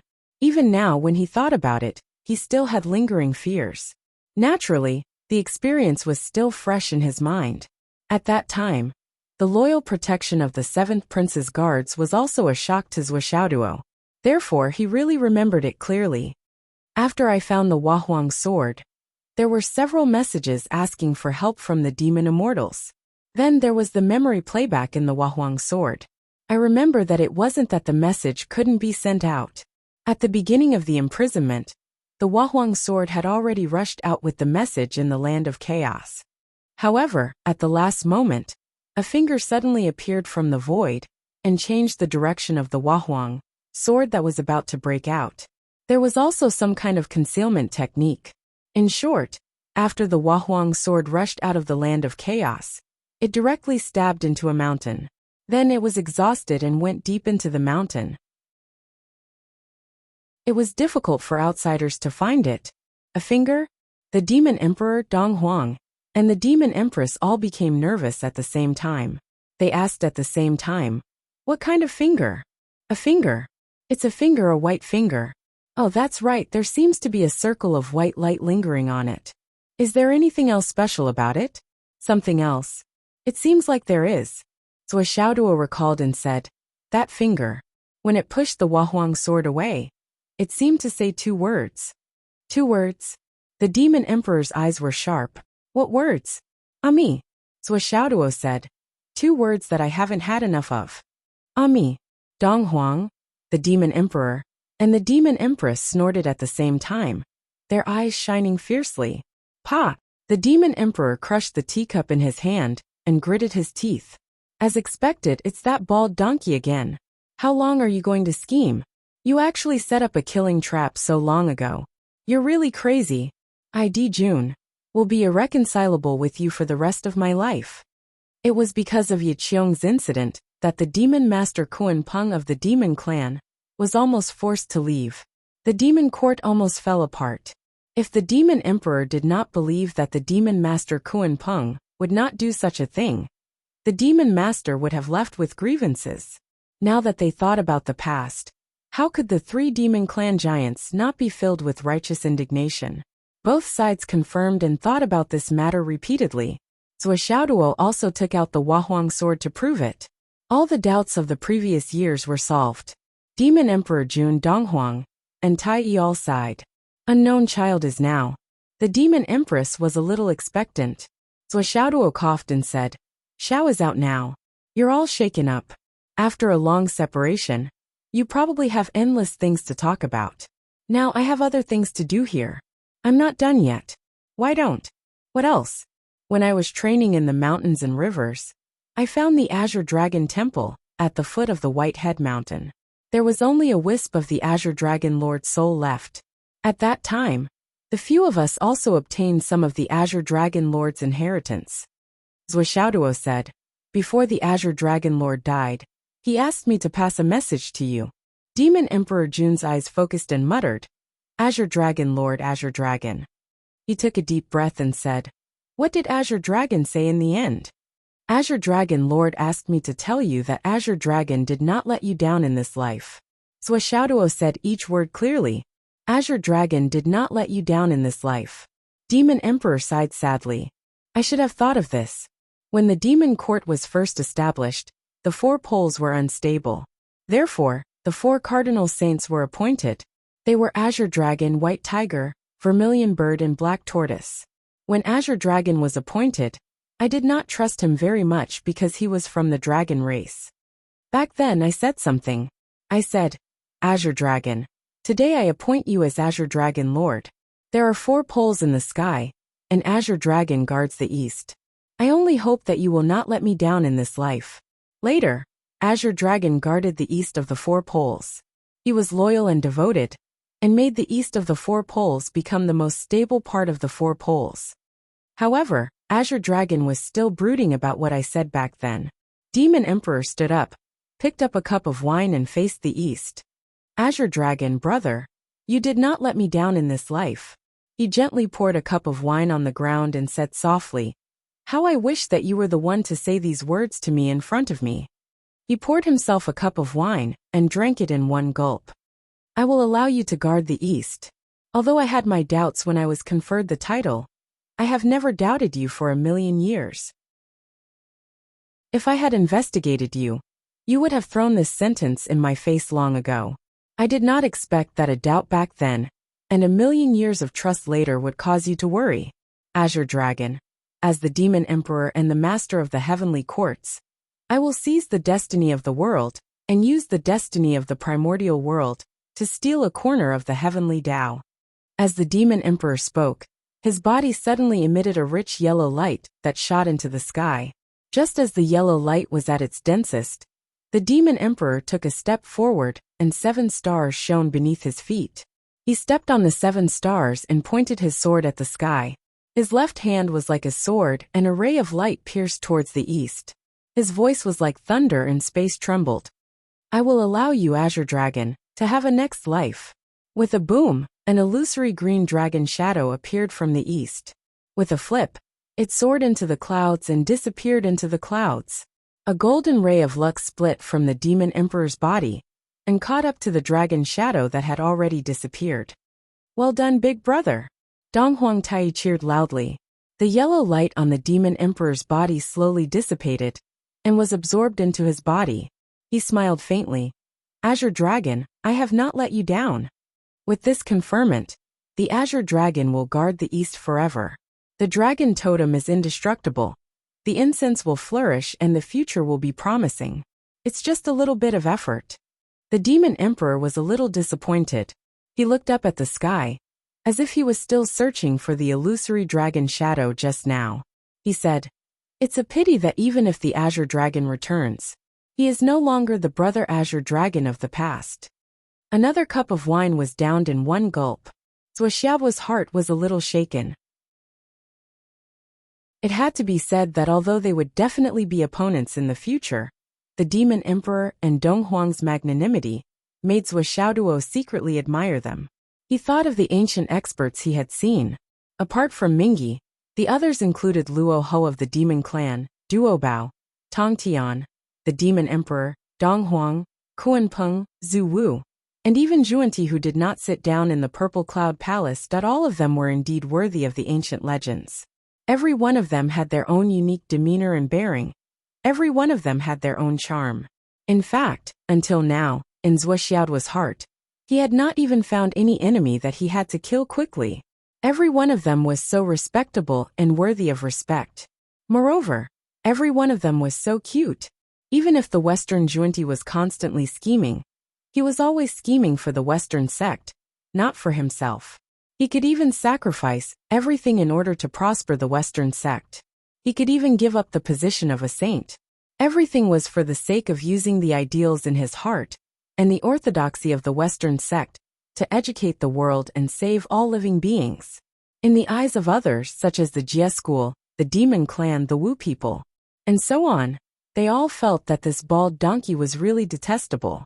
However, in Zhuanti's heart, he was magnanimous and calm. He never thought that he was wrong.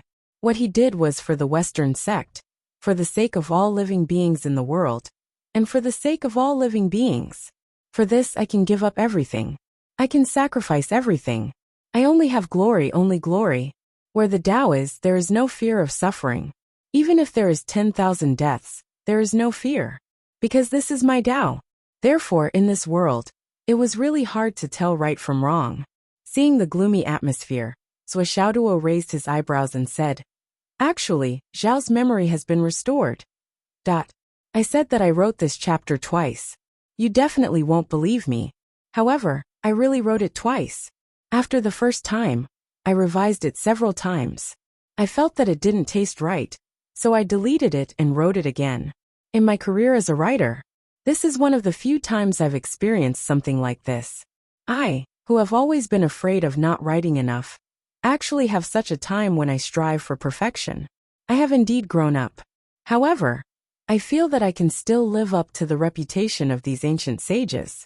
I wrote it more maturely. I praised myself. And escaped.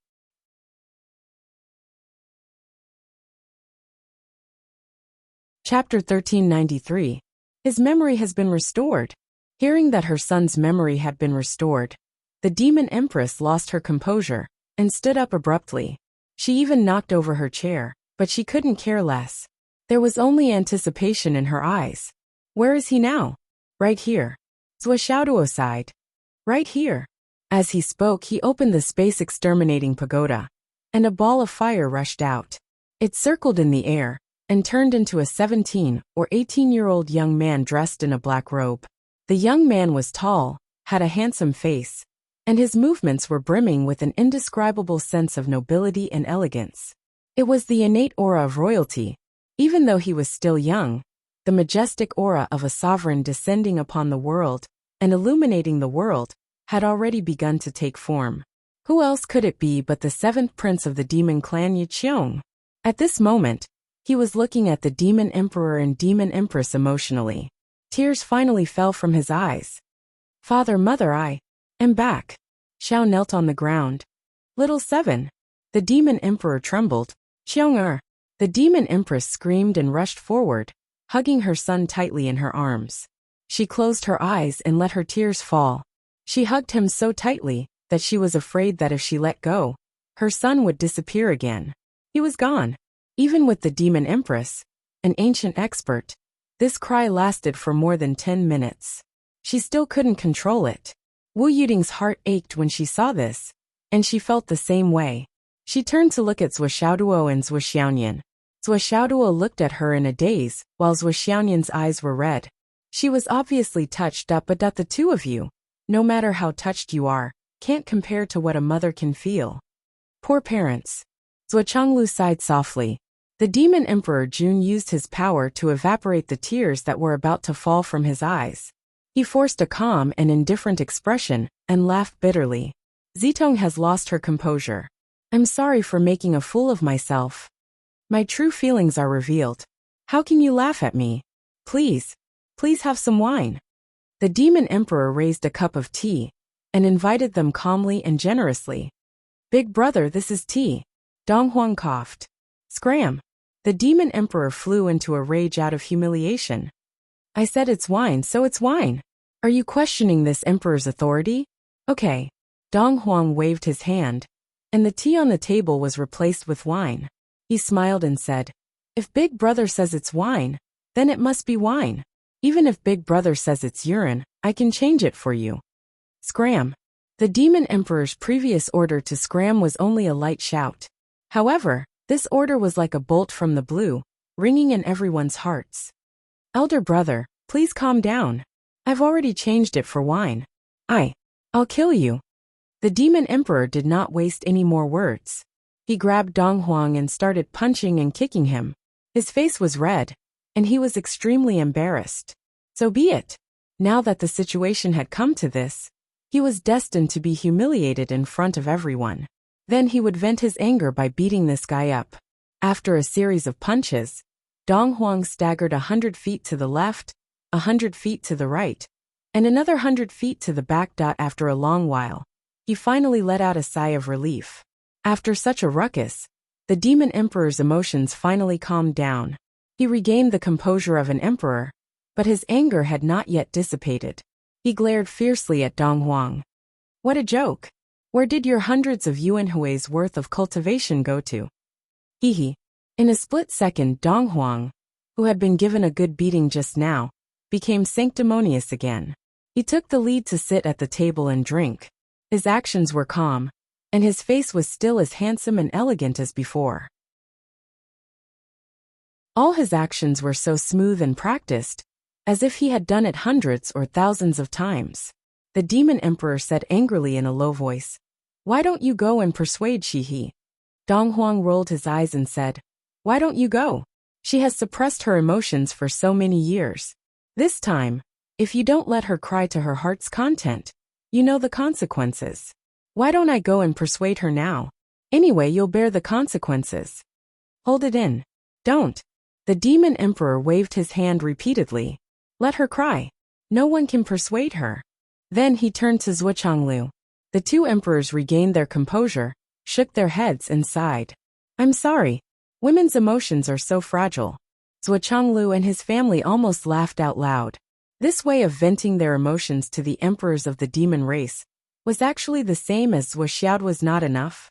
Thus, while everyone was whispering to each other, the demon empress and Xiao were whispering to each other on the other side.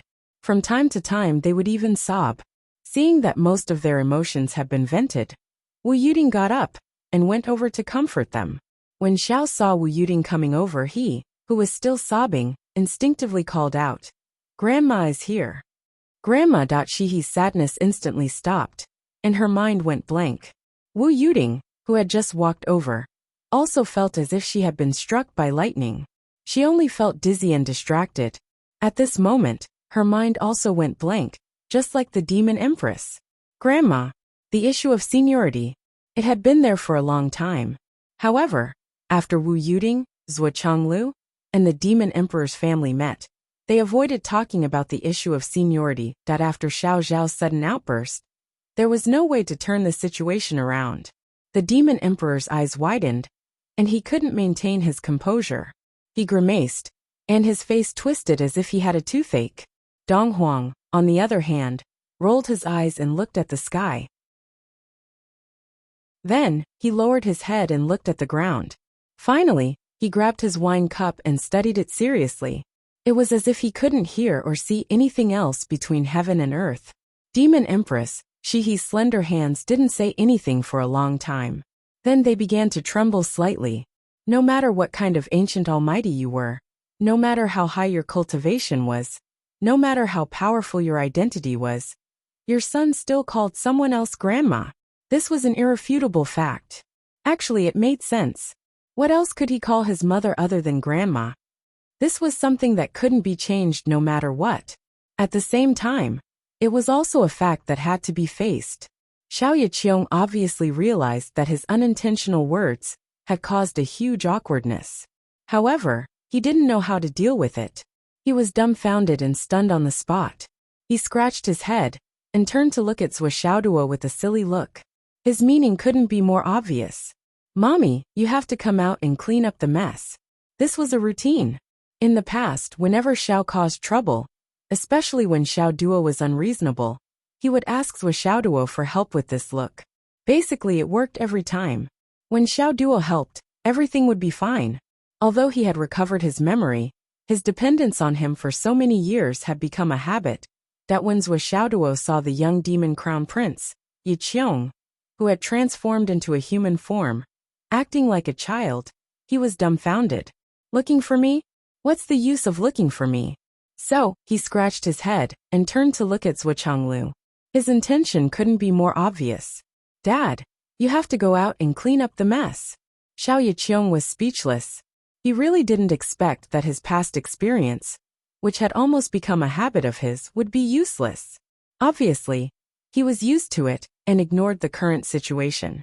In the past, when he caused trouble, all the locations were inside the Tower of Empyrean Destruction, and the people he provoked were none other than the Wahuang Sword, Bai Jiu, Yin Shirsi, and so on.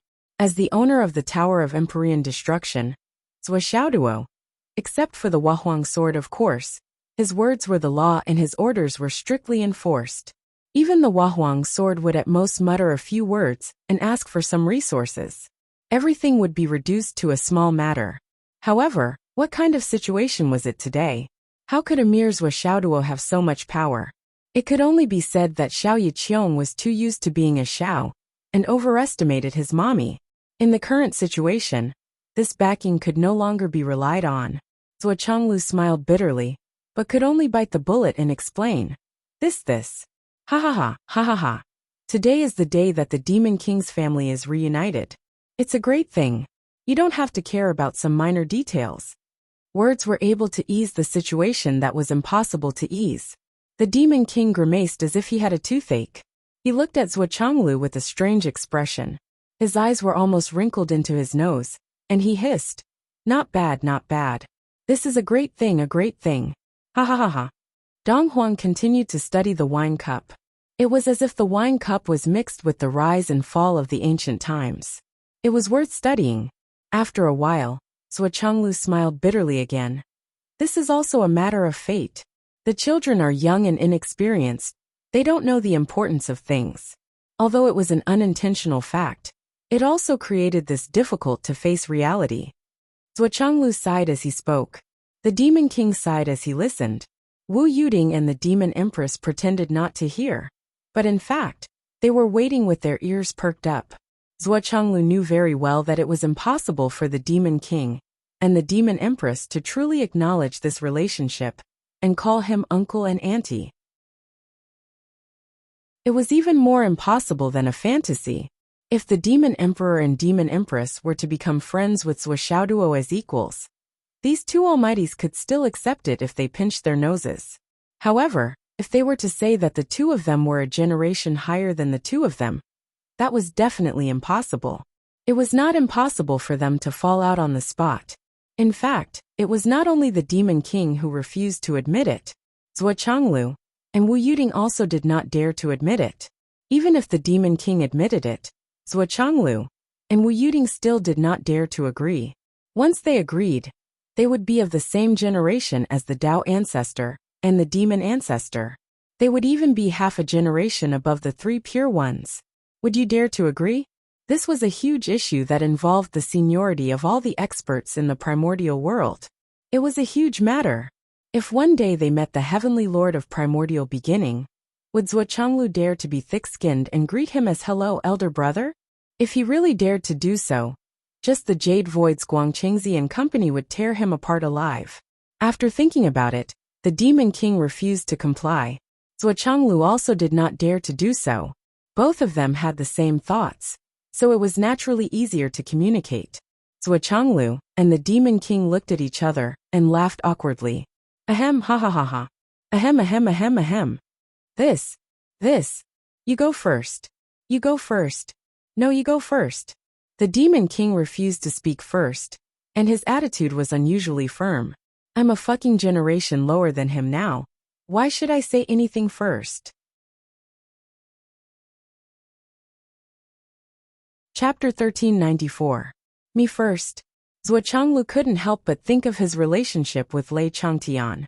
He thought, how about I call you big brother, and you call me father? But no matter what, he didn't dare to say this out loud. If he said it out loud, the Demon King and Dong Huang would go crazy.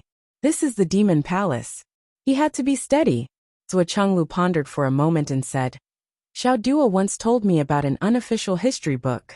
A certain sect's junior brother was humorous and absurd by nature, and he had a childish temper. One day, he forced his martial nephew to become sworn brothers with him, and they had no choice but to agree. After that, the martial nephew said to his own martial nephew, Martial uncle is naive and unrestrained, and doesn't care about worldly seniority. It's common for people to be in disarray in the Jianghu. But because of fate, let's talk about our own. I think it's the same for the current situation, but because of fate, let's talk about our own. Strictly speaking, Zhuo Zhanglu's words seemed to be reasonable. However, he really didn't have any confidence in them. But as he said before, the most important thing was the situation. If the other party was willing to compromise, then speaking without confidence was also a myth. The Demon King rubbed his palms and laughed. Not bad, not bad. Good idea. Let's talk about our own, it's good. The Jianghu has always been in disarray. Not caring about worldly seniority is the right thing to do. We are all people who have transcended the world. How can we be bound by it? Haha, good. Dong Huang stopped studying the wine cup and raised his head. It's good to talk about our own, but how exactly? The Demon King said straightforwardly. Xiao Duo and Little Nian are Yiqiong's second parents. Of course they are of the same generation as us. This can't be messed up. Big brother is right. Dong Huang nodded, his face red. This is Yiqiong's fate, and also everyone's fate. We and the left minister. Cough, cough, cough. We have been friends for a long time. And we have heard of his name, so also. This. The Demon King stuttered as he spoke. Even if he was the emperor of a generation, he still couldn't speak smoothly. You and his son are of the same generation. Then he would treat her father as an equal? Everyone's approval was one thing, but how they declared it was another. Dong Huang sighed in his heart when he saw his elder brother in a difficult position. However, his face immediately revealed a look of generosity as he slapped his thigh and laughed heartily. We are all at the peak of our respective races. Of course, we are peers. What's there to hide, right? It had to be said that a veteran was indeed a veteran. His Majesty Dong Huang could play the role of a sovereign overlooking the world. He could also play the role of a commander-in-chief. He could also play the role of a benevolent elder. And he could also play the role of a strategist. Now, when he played this kind of second-rate character, he was astonishingly lifelike, and his acting was so good that it was almost bone-piercing. In short, all the embarrassing things were done by Dong Huang. Whatever Big Brother can't do, I'll do it. It's that simple. Demon Emperor Dijun heaved a sigh of relief. He gave Dong Huang a look of approval and said, Although second brother is usually like this, what you said now is really right. I think so too. Dong Huang lowered his head and rolled his eyes. He thought to himself, what can I say wrong? This is something you can't say out loud. Besides, what do you mean I'm usually like this? Am I the kind of person who is usually like this? Isn't it all because of you? If it wasn't for big sister, I wouldn't have bothered with you. However, I've accompanied you, big brother, to act for my whole life. Up until today, I've tried every role. My acting career, up until now, can be considered flat in every field. In every field, there's a Best Actor trophy. Isn't this what it means to say that life is like a drama, and drama is like life? Is it easy for me? With a brother like you, I'll be like this for the rest of my life. What can I do if I don't accept my fate? On the other side, Zhuo Changlu also clapped his hands and laughed. Great minds think alike. I think so too. For a moment, the three old men were all grinning from ear to ear, as if they had put down their worries. It's settled. Demon Emperor's brain also became flexible. He said, for Yaqiong, it's not hard to distinguish, right? Shihe and I are his parents. Xiao Duo and Xiao Nian are his parents. Second brother is naturally his uncle. As for brothers Zhuo and sister-in-law, cough cough. Brother, brothers Zhuo and sister-in-law. Demon Emperor paused. He wanted to say brothers Zhuo and sister-in-law. However, when he thought about how he had just pulled her down from the position of an elder, and then called her sister-in-law, it seemed that he had the intention to push his luck. It didn't make sense. He couldn't even get past him, let alone others. Therefore, he changed his words to sister-in-law at the last minute, but he still wanted to continue. Cough cough cough. Yes, brothers Zhuo and sister-in-law are naturally his grandparents. Let's talk about our own matters. The Jianghu is chaotic, and fate brings us together. That's right. There is no conflict at all. No conflict. Demon Emperor Dijuan waved his hands, and used gestures to increase the persuasiveness of his words. He tried his best to explain. He is Yaqiong and seventh brother here. He is Xiao over there. There is no problem. Yaqiong is the seventh prince of the demon clan. Xiao is the successor of the astral souls. They are not the same thing. They can't be regarded as the same person. There is no problem with your words. Demon Emperor slapped his thigh. Zhuo Changlu and Dong Huang Tai looked serious.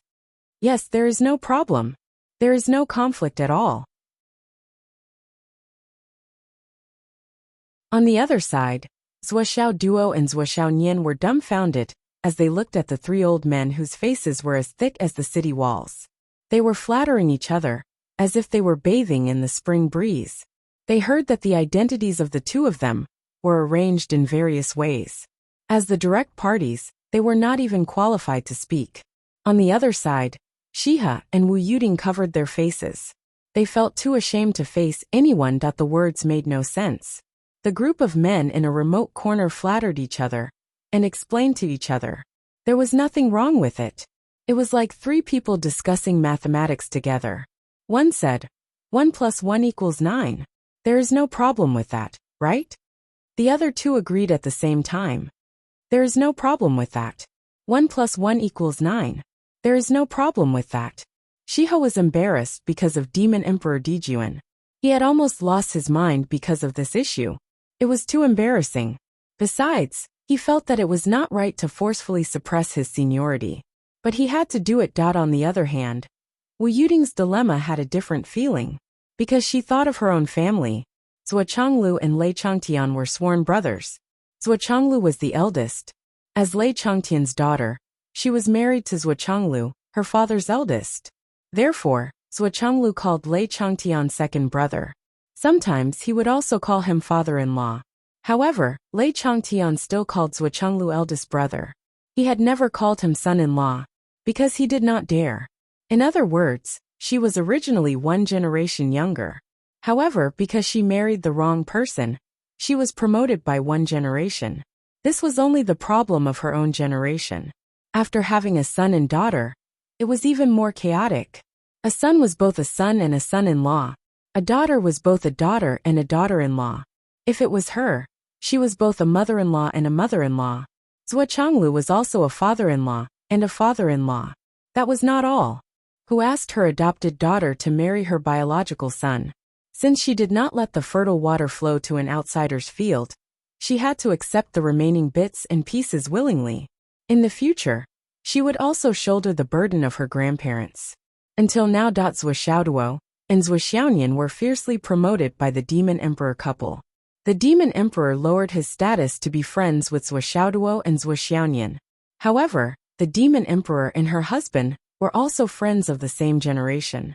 Her son was suddenly promoted to the same generation as her? Do you want my son to call me sister-in-law when he sees me with this move of yours, Demon Emperor Jun? Wu Yuding felt that her brain was about to explode from thinking. However, the more she thought, the more confused she became. She could not understand. They were a family of 4, so how could the seniority be so messed up?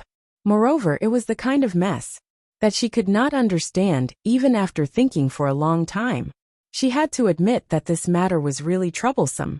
If she brought her own father into this, her father would call her husband eldest brother, and her son would call her sister-in-law. In that case, the little dog and his grandfather could also call each other brothers? Wouldn't this be even messier than a mess? Well, if her father, that old man, took things too hard and forcefully became sworn brothers with Xiao Duo's little friend, would the story that Chenglu mentioned just now happen? Oh my God! A certain god of creation expressed that this relationship was not clear and forced everyone to tacitly stop mentioning the issue of seniority. Then everyone really stopped mentioning the issue of seniority. Since this matter had already been settled, in order to avoid awkwardness, they would try their best to avoid meeting each other in the future. Thinking about it carefully, this was not a big deal. As long as she deliberately wanted to avoid him, she could guarantee that he would never see her again in this lifetime after today's parting. Thinking about it further, in order to avoid awkwardness when meeting each other, it was to avoid a summit meeting between the demon race and the human race. I'm afraid that the friction between the demon race and the human race would be much smaller because of this. Even if there were incidents, they would be minimized to the greatest extent. Since the knot in their hearts had been resolved, the Demon Emperor and Demon Empress set up a banquet. Dong Huang accompanied everyone to drink, and there were exactly 8 people present. Demon Emperor Jun, Dong Huang, Tai Yi, Demon Empress Shi He, Zhou Chenglu, Wu Yuding, Zhou Xiaoduo, Zhou Xiaonian and Xiao. Brackets, 7th Prince Yiqiong. The person in charge of turning around and pouring the tea and wine was no longer Zhou Xiaoduo. It was everyone's junior Xiao's turn. Everyone mentioned his seniority, except for Xiao Xiao. When Xiao walked to Zhou Xiaoduo's side with the wine jug, he stammered a few times, and did not know how to greet him for a moment. After all, he had now regained his memories, his rationality, and his brain. He was no longer that ignorant little 3-legged golden crow. Naturally, he knew that he could not call Zhou Xiaoduo mother anymore, but to suddenly call him father. It seemed too sudden and too deliberate. Zhou Xiaoduo rolled his eyes and said, "Why don't you call me mother?" The dignified 7th Prince's face turned red because of one sentence, and he almost covered his face and ran away. Demon Emperor Dong Huang, Zhou Chenglu, and the others were stunned, but suddenly burst into laughter. The remaining awkwardness from before disappeared. Zhou Chenglu said gently, "When you grow up and become sensible, you should call him father instead. How can you call a man mother?" Xiao was relieved and hurriedly changed his words. Zhou Xiaoduo agreed readily. He drank a cup of wine together with Zhou Xiaonian, who was blushing after being called mother. He said emotionally, "It's not easy. It's really not easy to be a mother for so many years. Cough, the taste is wonderful. Let's discuss when we can make you a younger brother."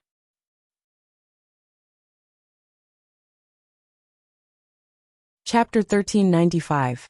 Zhou Xiaonian blushed and pouted. She cursed in a low voice, pinched her flesh with her fingers, turned 90 degrees and 180 degrees, stomped her feet, twisted her waist, and pouted her lips. Seeing such a childish scene, everyone laughed even louder. Unknowingly, 3 rounds of wine had passed. The monster emperor asked Xiao, "Qiong, or what do you plan to do in the future?" Xiao Xiao pondered for a moment, and chose her words carefully. Then she said solemnly, "This child has already told Imperial Mother that Imperial Father and Imperial Mother have many older and younger brothers. This child has already left for so many years. So, this child wants to continue following Imperial Father and Imperial Mother, to create a career there. The monster emperor lowered his eyes and said, "So you mean, you won't come back? Please forgive me for being unfilial. Alright, now that you've regained your memory, you must know what happened in the past. Did any of your brothers participate in it? Is that why you didn't tell me and didn't want to come back?" The monster emperor asked. Xiao bit her lips and said, "Let bygones be bygones. Everything is in the past. Imperial Father, please don't look into the past." The monster emperor said indifferently, "Is it the youngest?" Xiao trembled. "No. Well, it's him then." The monster emperor sighed. "Among the 10 golden crow princes, he's the one who's most inclined to the west. Since you've made your decision, then do as you wish. I'm satisfied to see my son come back today. I have no more regrets." She has smiled with tears in her eyes. "But I still hope that you can stay here for a while.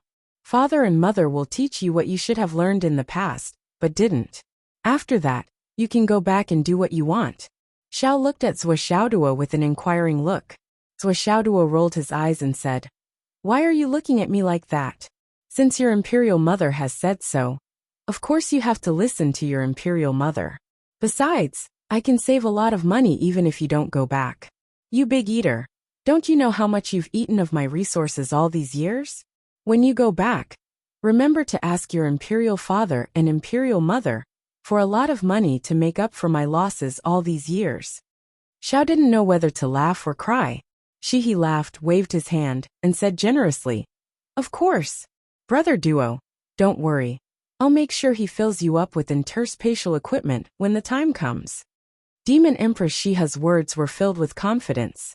Considering the wealth of the demon race, no matter how large Zhuoxiao's space equipment was, she was confident that she could fill it up in one go. It's not a big deal. Filling his spatial equipment? Zhao's expression immediately changed. "Mother, be careful with your words." Zhuoxiao's eyes lit up like light bulbs. He said, "I didn't expect sister-in-law to be so straightforward and generous. I'll be waiting then." Xiao, on the other hand, had a bitter smile on her face, as if she didn't know what to say. Donghuang was curious.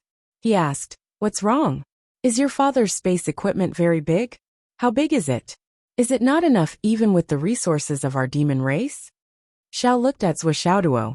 Zhuoxiaoduo waved his hand casually and said, Say it. We're not strangers, so there's nothing to be embarrassed about." Xiao sighed and said, "Why else would I say that I'll follow my father to start a business? My father has a special space equipment. Because of a series of coincidences, it's now a prototype of a small world. No, it's a prototype of a world. It has the earth, fire, water, and wind as its foundation, and the sun and moon as its vitality. It's really no different from a world. Don't talk about filling it up with treasures. Even if we send in all our people, we might not be able to fill it up. A world of its own? Earth, fire, water, and wind? A world of its own." Dong Huang and the Demon King's expressions changed. They turned to look at Zhuoxiaoduo in shock. Especially the Demon King, who muttered, "I understand now. Once your father's world is formed, you'll be the only son in this world." Xiao nodded. Yes. Dong Huang and the Demon King's expressions turned serious. They both gasped at the same time. Although this world is far from being formed, it already has the Dragon of Providence and the Heavenly Providence. It already has everything it needs. It's just waiting for it to be perfected in the future. Xiao frowned and said. The Demon King and Dong Huang grabbed Zhuoxiaoduo's hand at the same time. "What else do you need? I'll give you everything." At this moment, the aura of the two emperors erupted like a volcano. Zhuoxiaoduo didn't understand. Even Zhuochanglu and his wife didn't know what this meant. However, the Demon Emperor and Dong Huang were extremely clear about this. What did the existence of such a world mean? What did it mean? This didn't just mean an infinitely large strategic base. It also meant that a god of creation was about to be born. That god of creation was even more awesome than Panga Hongjun. He was an unbounded expert in the truest sense. Lack of spatial treasures, lack of astral soul's jade powder, lack of creation triangle. Lack of treasures, lack of earth veins, lack of dragon veins, lack of everything. It's just a prototype. Of course, it lacks everything. Zhuo didn't hold back at all. With such a rare opportunity in front of him, Zhuo wouldn't hold back. Dong Huang and the Demon King were already discouraged when Zhuo was only halfway through. It really is lacking in everything. You haven't even taken shape yet. Xiao hurriedly said. No, it's really taken shape. My father is used to acting pitiful. You'll know when you go in. Therefore, under Zhuo's invitation, the 3 leaders of the demon clan all entered the Tower of Void Destruction. As soon as they entered, the 3 leaders were collectively stunned. Damn! Is this the bleak space that lacks everything that you said? Is this what you meant by lacking so much? Isn't this the prototype already formed? Just like what Yiqiong said. They just need to continue to fill it up. They don't lack so much at all? It's really a habit of acting pitiful. After coming out of the Tower of Void Destruction, the Demon King and Dong Huang's attitude was 10 times more enthusiastic than before. They held Zhuo Chenglu's hand tightly and said, Brother Zhuo, you must stay for a few more days. We have a lot of things that we need to discuss together. Specific events, specific analysis, in-depth discussion. Xiao Duo, you can play here as much as you want. Whatever you need, no matter what it is. No matter how much you want, just tell me. I'll get you as much as I can. Don't worry, I'll do what I say. For the next period of time, Zhuo and his family stayed in the Demon Emperor Palace. Xiao didn't want anyone to know that he was back, especially his brothers. The Demon King and Demon Empress didn't have any objections. Instead, they gave their full support. Especially, the Demon King and his family felt that Xiao was following Zhuo to be the only sun god in a brand new world. Strictly speaking, it was really much better than his brothers. It was a real bright path with a bright future. This is the real eternal path, the path of immortality. This is the best path that the 3-legged golden crows can get. It's a straight path. Yiqiong survived a near-death experience and turned misfortune into bliss. She actually got such a great opportunity, especially without any competition. But remember to control your temper. You can't be willful. Even if you really become the sun god of the new world, you have to maintain a close relationship with the heavenly way. I think we can start building Sun God's palace that belongs to Yiqiong now. Later, I will go and discuss with the Fusang Divine Tree to see if we can split out a branch of the Fusang Divine Tree to accompany you to the new world. After all, Sun God's palace and the Fusang Divine Tree will be the cornerstone for you to develop your future ambitions, and also the place where you can settle down. If there's an opportunity, you can enlighten the spiritual birds in the new world, such as the vermilion bird, the fire phoenix, and the flame swan. That world already has your aura. If it's rare for a golden crow to be born, you can only choose spiritual birds that also belong to the fire origin. You have to be careful to restrain your children. When you're exploring the new world, you have to climb to a high position at the beginning. Remember to build a good relationship with the sky dragon. More importantly, you have to listen to your father, Xiao Duo. If you're driven back by your father, you'll have no face at all. When the Demon Emperor and the Demon Empress talked in private, they often sighed with emotion. No wonder Her Majesty Emperor Enviwa bestowed the sword of Emperor Enviwa to Yiqiong. Look, if the new world is truly formed, and Yiqiong's soul is still closely connected to the sword of Emperor Enviwa, the sword of Emperor Enviwa will definitely accompany her to the new world. Then, the divine punishment and tribulation thunders of the new world will be the power of the sword of Emperor Enviwa. Although the Wahuang sword was ranked last among the top 10 immemorial mystical weapons in the past, at that time, it might be a divine weapon of the Great Tao. Her Majesty Empress Wa's foresight is really admirable. The two of them were full of praises. They didn't know that if Her Majesty Empress Wa knew about this, she would most likely be confused. At that time, she just wanted to protect Yiqiong from the tribulation and try to preserve the foundation of the demon clan so that they wouldn't be schemed to fall apart. How did it suddenly extend to the new world? During this time, the Zhuo family, who lived in the Demon Emperor Palace, were like fish in water. They lived a very comfortable life. Dong Huang acted personally. Not only did he collect interspatial equipment and Astral Soul's jade powder for Zhuoxiaoduo, but he also tried his best to find some natural treasures and send them to Zhuoxiaoduo's space-destroying tower, as if they were free. The space-destroying tower's functions became more and more powerful, and the small world inside also expanded. When it reached a certain bottleneck, Dong Huang even personally brought Zhuoxiaoduo to the Xuanwu sage, the vermilion bird sage, and the white tiger sage to ask for the fragments of the creation plate. With His Majesty Dong Huang's visit, and the green dragon's help, the three sages didn't make things difficult for Zhuoxiaoduo. They happily handed over the fragments of the creation plate to Zhuoxiaoduo. The three sages only made one request, and it was basically the same, as if they had discussed it beforehand. If the catastrophe of the ancestral land reaches the end, I hope that some of the descendants can enter the new world and preserve their inherited bloodline and not be annihilated. This request was nothing to Zhuoxiaoduo, and he agreed without hesitation.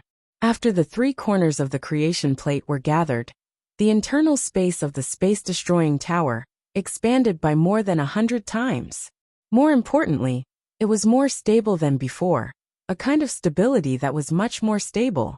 If the previous space-destroying tower could withstand the full power of many sage to be experts without collapsing, now, even if the sages were to fight each other, the space-destroying tower could still hold on for a long time. Zhuoxiaoduo's cultivation also improved a lot, and Zhuoxiaonian, who had been with him all this time, also benefited a lot. With the resources of the demon clan, the effect of the two's improvement was naturally terrifying. As for the demon king Dong Huang, the demon empress, and the others who have facilitated all this, they were very frank, or rather candid. We have a purpose, and we are not doing this for free. A brand new world with a brand new heavenly way is not only the strategic depth of the human race, but also the strategic depth of all the races in the continent.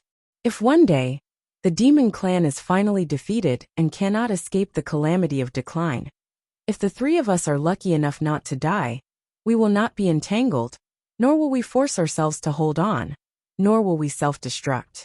We will only cross the starry sky and search for the eternal great Tao, and will never enter the new world.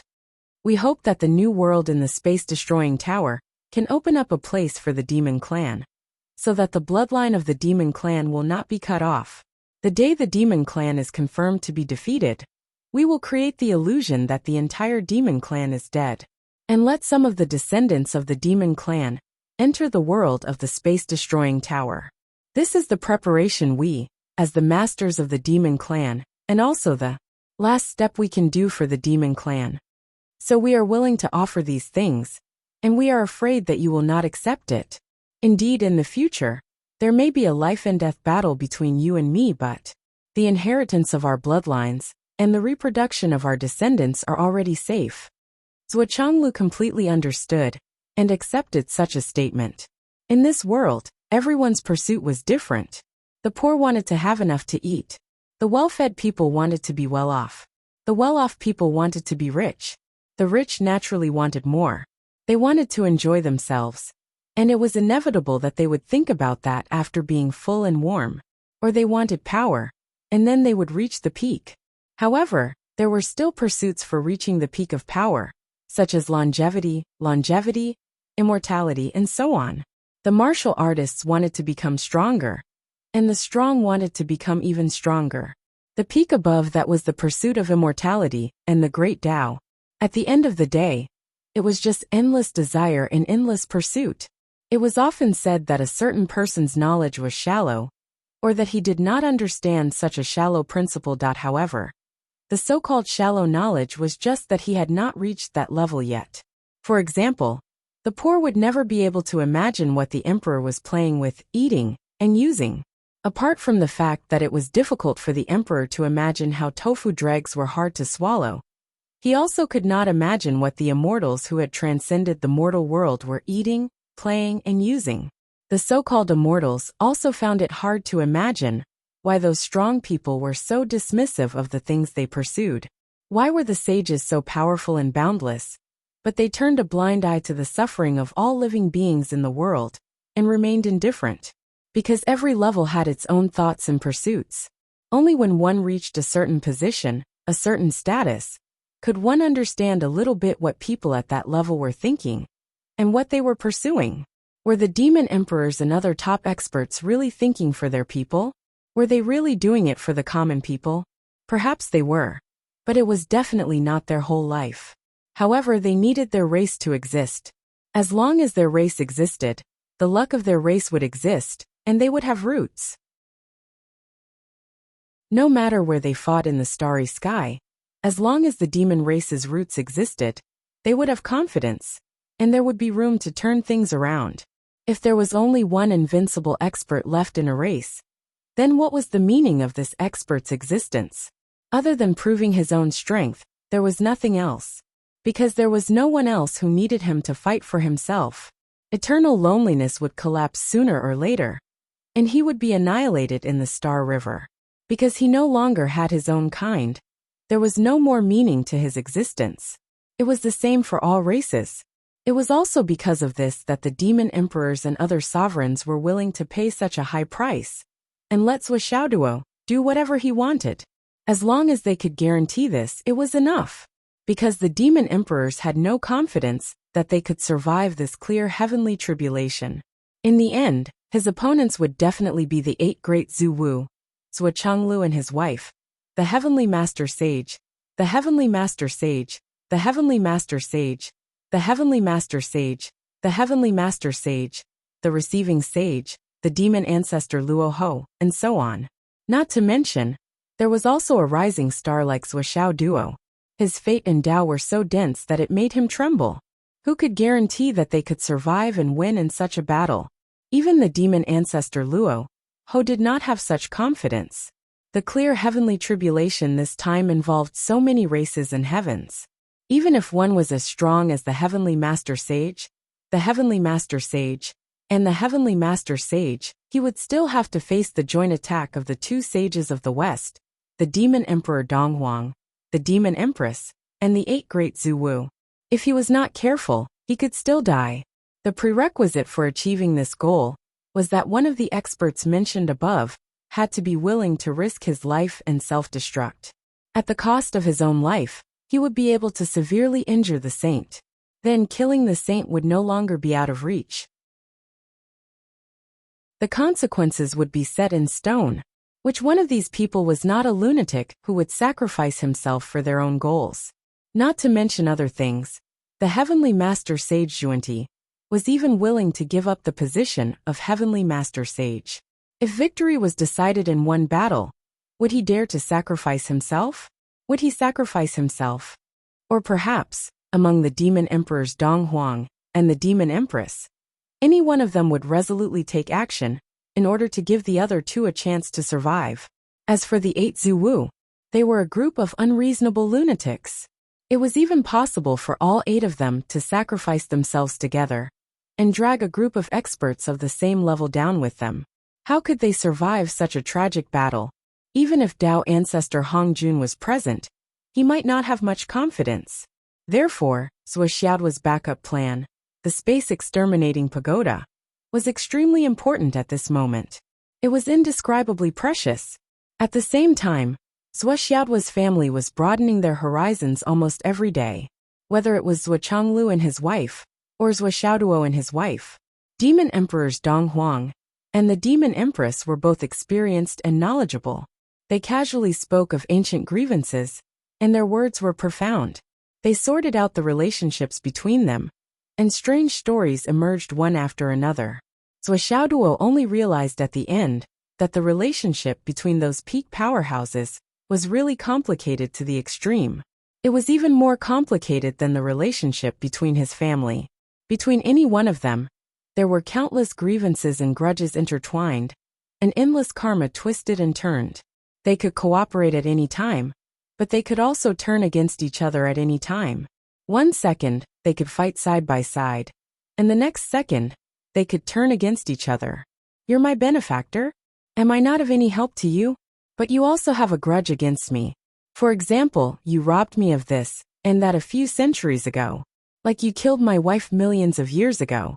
Hundreds of thousands of years ago, you killed my disciple. Innumerable bullshit matters like this were interspersed among the ancient experts. After all, there were only so many of them in the long river of history. You robbed me of my inheritance.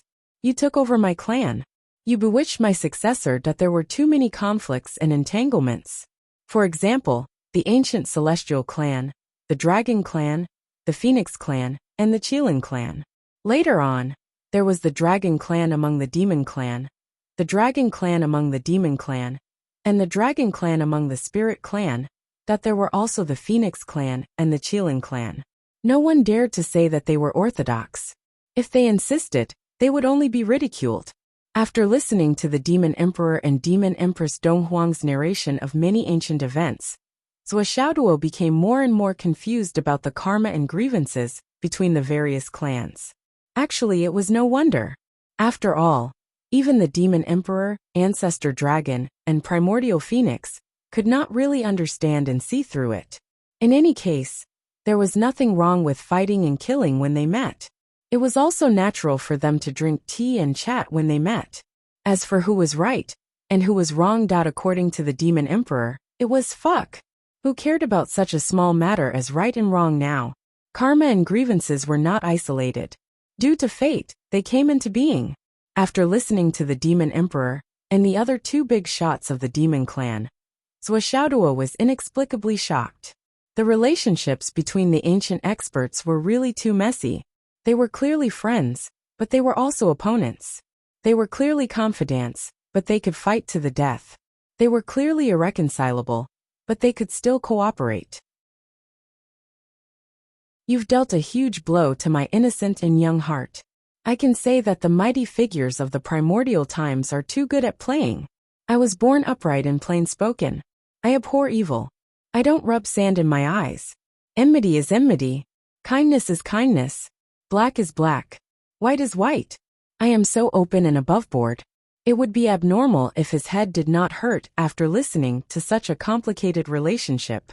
However, these stories were quite interesting. Even though he despised them in his heart, it did not stop Zhou Xiaoduo from listening with relish. At the same time, he also absorbed the essence of the wonderful story. Those in power could not be black-hearted, but they had to understand what black-hearted was. Otherwise, how could they fight against black-hearted? Yes, that was Zhou Xiaoduo's way of doing things. It had always been like that. Well, big brother, what about the past of Chan School and Jie School? Can you tell me about it? Zhou Xiaoduo asked. Now Zhou Xiaoduo was very familiar with calling the demon emperor as big brother. He could do it as soon as he opened his mouth. There was no longer any awkwardness. The so-called awkwardness and entanglement had long disappeared. Your son is my son. Of course we are brothers. The only difference is that you are the father, and I am the father. There is nothing wrong with this slight difference. It is like the imperial messenger patrolling heaven is my biological father. The flood witch. Yes, now I should say that the flood Zhu Wu is my godfather. That is the reason. Furthermore, I am a loving father and you are my father. There is nothing wrong with that. You are not cuckolded and neither am I. That is the main point. The rest are not worth mentioning. However, the enmity between Chan School and Jie School was the biggest puzzle in Zhou Xiaoduo's mind. The investiture of God's tribulation between Chan School and Jie School is another tribulation after the tribulation of witchcraft and demon. However, between the two schools, it is just a battle of ideas. When the demon king talked about another tribulation, he could not help but sigh heavily. Then he spoke slowly. Of course, what he said was from his own point of view. Naturally, it was mixed with a lot of his own understanding. Zhou Xiaoduo knew the principles behind it. The demon king also knew it himself. However, this kind of peerless almighties often had their own unique way of looking at problems. With the demon king's narration, Zhou Xiaoduo finally understood a lot. The legendary investiture of God's tribulation involved the 4 dimensions of heaven and earth. The 4 sects of the West and the heavenly court all participated in the investiture of God's tribulation. It was known as the biggest tribulation since the creation of heaven and earth. The starting point of this tribulation was launched by the Tao ancestor.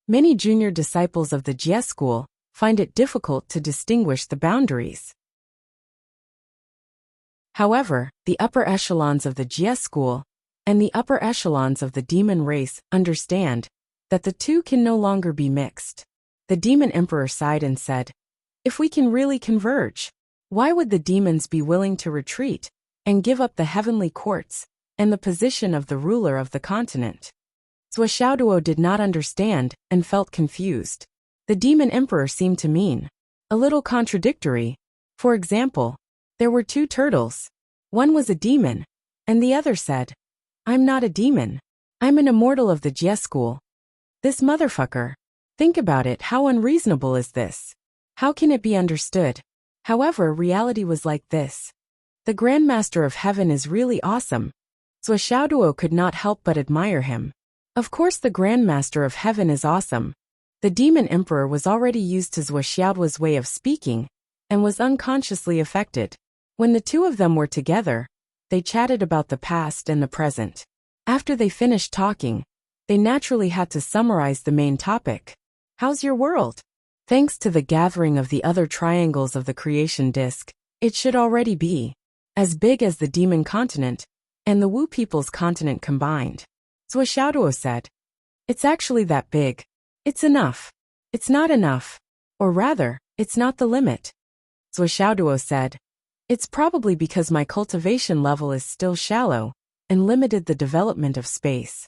Also, although the creation disk has been gathered by the triangles, it's still not complete. It can't reach its greatest effect. That's also one of the reasons." At the mention of that, the Demon Emperor smiled bitterly and was speechless for a while. He really didn't dare to make any promises on this matter. The creation disk is not complete. Of course it's not complete. It's definitely not complete. Zhou Xiaoduo had already obtained most of the fragments of the creation disk. However, the last part of the creation disk was the creation jade disk that had landed in the hands of the Tao ancestor. Back then, the Tao ancestor had used the creation jade disk to fuse with the heavenly Tao and evolve the 3,000 great Tao. That was how the current world was formed. Zhou Xiaoduo, you actually want to snatch that too? I don't know if I should say that he's too ambitious, or that he doesn't know the immensity of heaven and earth. Snatching something from the Tao ancestor was a big move that Demon Emperor Jun had never thought of. I can't help you with that. I understand. I can understand that you can't help me get the creation jade disk. I completely understand. However, I hope that you can help me get something else. It's just a piece of cake for Big Brother. Zhou Xiaoduo smiled slyly. However, his words were extremely casual, as if he was talking about a small shao. What is it? Your 10th prince has a gourd. Zhou Xiaoduo revealed his true intentions. He bared his fangs and opened his bloody mouth.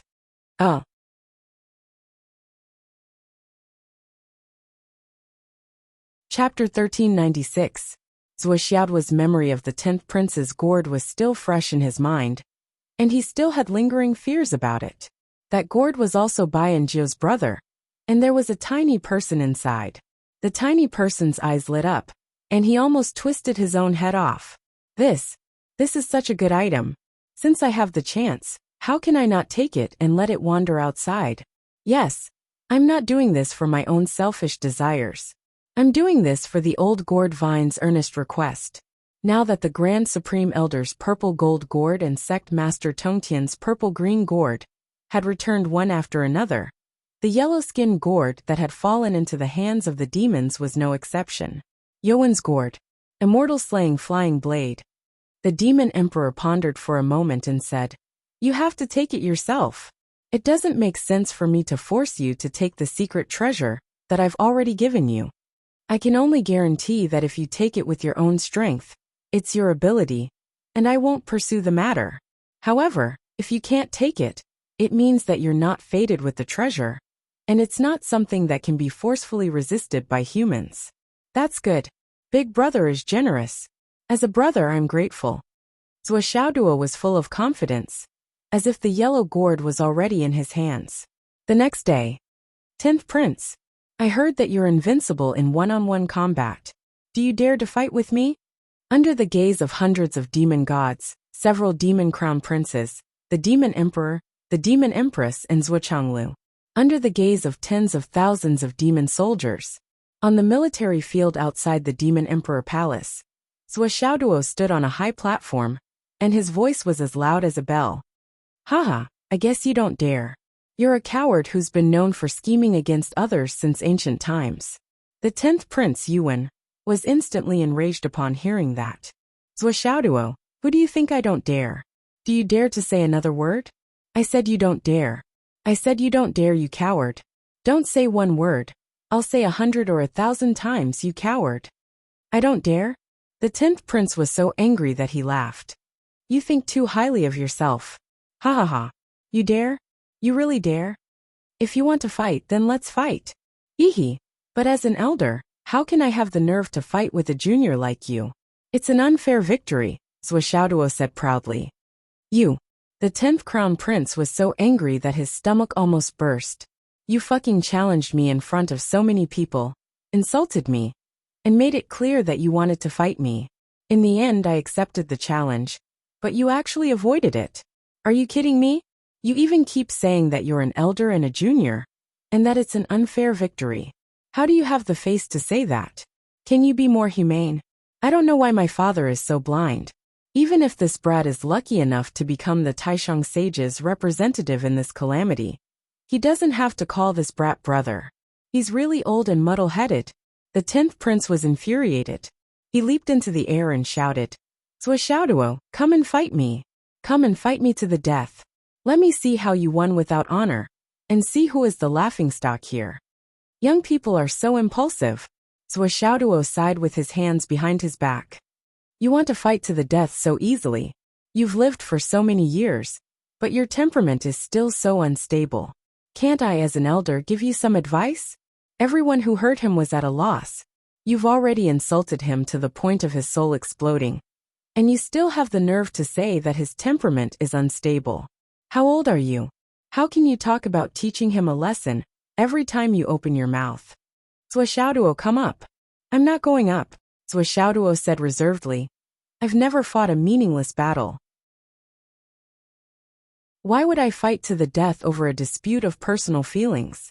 Don't tell me that cultivators of my generation who have learned a lot of skills do not advance for the great Tao, but only to fight bravely? How childish. How shallow is that? He was the one who provoked the 10th Crown Prince first. Now that he was challenged, not only did he not fight, he even taught the person who accepted the challenge a lesson. The demons present all grimaced. There was actually such a person in this world. What do you want for you to fight? The 10th Crown Prince was going crazy. How about this? Look at you. If I don't fight with you, I really can't let you know how difficult the world is. There's always someone better than you. Zhuxiaoduo sighed and said, how about this? He flipped his hand, and a gourd appeared in his hand. It was the purple gold gourd. This is the purple gold gourd that the Grand Supreme Saint gave me. There are 2 bottles of 9 transformations golden pills in it. Zhuxiaoduo said magnanimously. As an elder, I have to let you take advantage of me. Although it's a gourd wager, if I lose, not only will this purple gold gourd, but the 2 bottles of golden pills in it will also be yours. However, if you lose, your yellow gourd will be mine. How about that? The 10th Crown Prince was furious. All right, it's a deal. Although he was angry, he was not stupid. Zhuxiaoduo's purple gold gourd was clearly of a higher grade than his. After all, it was a secret treasure refined by the most powerful saint. Moreover, there were 2 cauldrons of 9 transformations golden pills in it. Purely based on the stakes of the bet, he was indeed the one who had gained a huge advantage. However, after the previous battle, he knew that he might not be Zhuxiaoduo's match if he did not use a Dharma treasure. He said loudly, I agree to this wager. However, the immortal slaying flying dagger is my natal Dharma treasure. I will not abandon it. You plan to use the wager to fight? That doesn't make sense. Zhuxiaoduo frowned. How is that not reasonable? The 10th Crown Prince said righteously. My immortal slaying flying dagger is my natal Dharma treasure. I have refined it with my natal true yuan since I was young. It has never been established Are you going to sever my immortal-slaying flying dagger, and me because of a wager? That's ridiculous. Swishaoduo frowned, seemingly unable to make up his mind. The 10th Crown Prince snorted. There was joy in his eyes. After the battle 2 days ago, he had already sent people to investigate Swishaoduo. This Swishaoduo had the nickname of Iron Fist Young Master in the human clan of the Astral Souls. However, the weapon that he really used to kill the enemy was a hammer. Then there were swords and hidden weapons that although this guy seemed to have a lot of scattered items, he rarely had any Dharma treasures. Even if he did have one, such as the purple gold gourd from the Grand Supreme Sage, it must have been obtained recently. How could it be comparable to his immortal-slaying flying dagger? He could not help but shout, "Swishaoduo, you don't dare?" Swishaoduo could not help but be stunned. He pointed at his own nose and said, "What did you say? I don't dare? Just say that you dare to fight or not." The 10th Crown Prince laughed. Okay. Since you use your immortal-slaying flying dagger, then let's fight with Dharma treasures." Swishaoduo grabbed the purple gold gourd and said, "You use your immortal-slaying flying dagger gourd. I also want to use my gourd." The 10th Crown Prince sneered and said, "Okay." Swishaoduo leaped up and arrived above the 10th Crown Prince in the blink of an eye. He opened the mouth of his gourd and shouted, "10th Crown Prince, I won't bully you. I'll call you. Do you dare to answer?" "Call me? How many times have you called me? I haven't lost a single piece of flesh." The 10th Crown Prince sneered in his heart. "Why wouldn't I dare? 10th Crown Prince. I'm here." Whooshed at the 10th Crown Prince, Yuan disappeared into the purple gold gourd. Everyone was dumbfounded when they saw this. What the fuck was this? How did the 10th Crown Prince get sucked into the gourd after calling his name? There was no lack of knowledgeable people present. They had naturally seen many Dharma treasures that sucked and trapped people. However, these Dharma treasures usually required great power to activate the Dharma treasure. Then, the Dharma treasure would generate a hurricane of air to wrap around the target and forcefully pull in the opposite direction. Only then would the Dharma treasure be completely absorbed. Why was Swishaoduo so straightforward? What about the absorption process? They didn't seem to see it. Isn't this too strange? Swishaoduo chuckled and placed the purple gold gourd on the high platform. He said, "No need to be shocked. I've already sucked the 10th Crown Prince into this gourd. As his elder, I'll give him an extra advantage. As long as the 10th Crown Prince comes out on his own within 4 hours, he'll still be considered the winner." Everyone thought about it. This was really a good deal. Although the 10th Crown Prince was sucked into the gourd, his Dharma powers were not restricted. Moreover, he had the immortal-slaying flying dagger in his hand. He might be able to fight back. Therefore, everyone focused on the gourd on the high platform and observed the subsequent changes with rapt attention that they wanted to see if the 10th Crown Prince could come out. That as far as the eye could see, the gourd was shaking slightly. It was as if the 10th Crown Prince was fighting inside and struggling with all his might. In a moment, the gourd emitted a purple gold light that was extremely beautiful. Everyone's eyes were glued to the screen without blinking. In the gourd, the 10th Crown Prince held a long spear and charged left and right, probing in all directions. However, he seemed to be in the void and chaos. No matter how hard he tried, he could not fly out. Moreover, no matter where he rushed, there was a ball of fire that burned fiercely. The Crown Prince was born with the Golden Crow sacred body. He was not afraid of fire, and could even use all kinds of fire for his own use. However, the purple gold gourd contained the Grand Pure One's true Samadhi fire. How could it be so easy to endure? Swishaoduo had no intention of harming his life. He had instructed the purple gold gourd to deal with it appropriately, and not use the power of the true Samadhi fire. Otherwise, the 10th Crown Prince would have turned into ashes. The 10th Crown Prince refused to give up, and continued to fight everywhere, hoping to be lucky. Suddenly 2 rays of light, one white and one black, appeared quietly. They were by Bai and Jiao. With a cry, the 2 of them each held a pair of sledgehammers, and fought with the 10th Crown Prince in the gourd. After a while, another child in purple came out. He imitated Bai and Jiao, and also held a pair of sledgehammers and joined the battle. The more the 10th Crown Prince fought, the more strenuous it became. In his fury, he took out the immortal-slaying flying blade. He did not expect that the natal Dharma treasure that he claimed to have cultivated with his life would not open no matter how he summoned it. If the gourd did not open, the immortal-slaying flying blade inside naturally could not come out. The 10th Crown Prince felt his heart swell. My natal Dharma treasure is actually disobedient now. In this case, how is the gourd different from trash? What use do I have for you?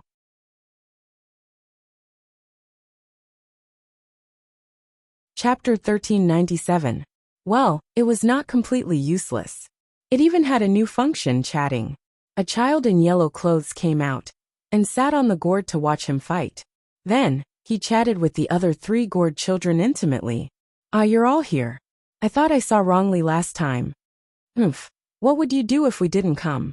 I don't know what to do. Anyway, I'm just a gourd. Is this little 8 and little 9? There's a new one. TSK. They're not bad looking.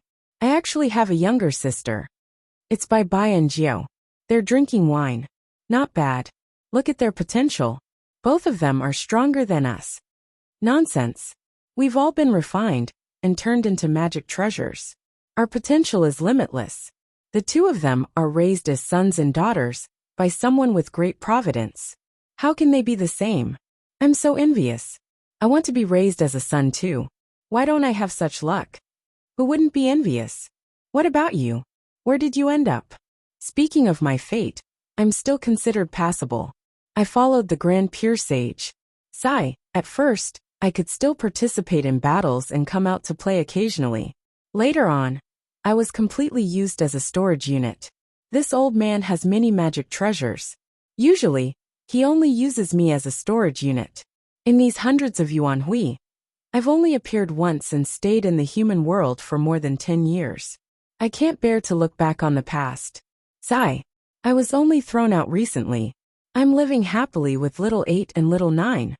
You've reunited? So, you're being raised as a son by someone with great providence?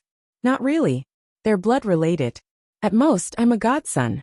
How can a godson compare to a biological son or daughter? The yellow gourd showed sincere envy. Even if he's a godson, he's still a son.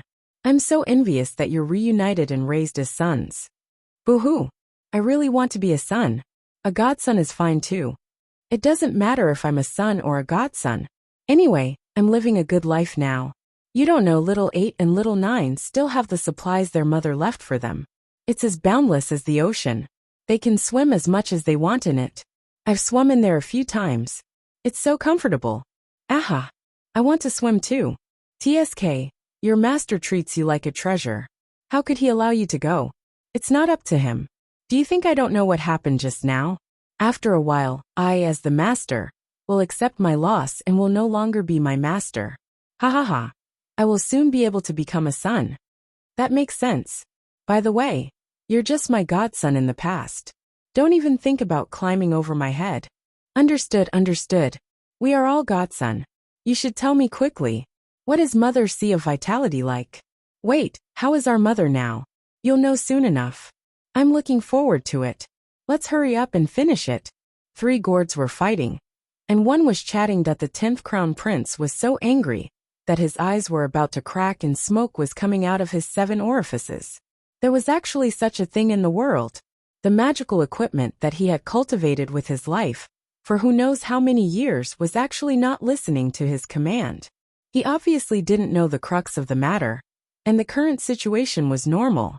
The immortal-slaying flying dagger, hidden in the yellow-skinned gourd, was one of the few killing weapons in the primordial age. Only supreme-grade connate numinous treasures could withstand it, and even harder to shield its killing aura. On the other hand, if the yellow-skinned gourd didn't release the immortal-slaying flying dagger, the dagger could only stare helplessly. Apart from being a supreme-grade connate numinous treasure, the yellow-skinned gourd was also a connate life form.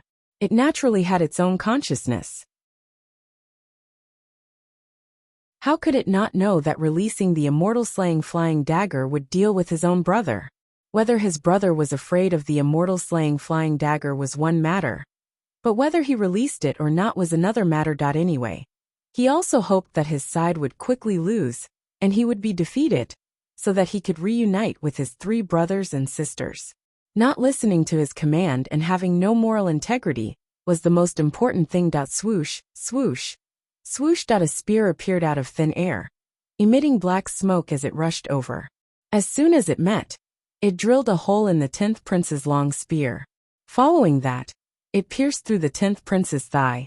Immediately, blood flowed out, but it was immediately engulfed in flames.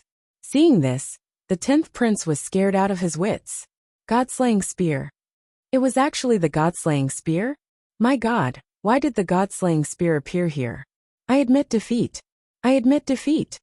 You can't admit defeat. It hasn't been 4 hours yet. It's still early. Continue, continue. Today we, the Calabash brothers, will join forces to fight the Demon Crown Prince. How can we not write a beautiful story? Then another Calabash popped out.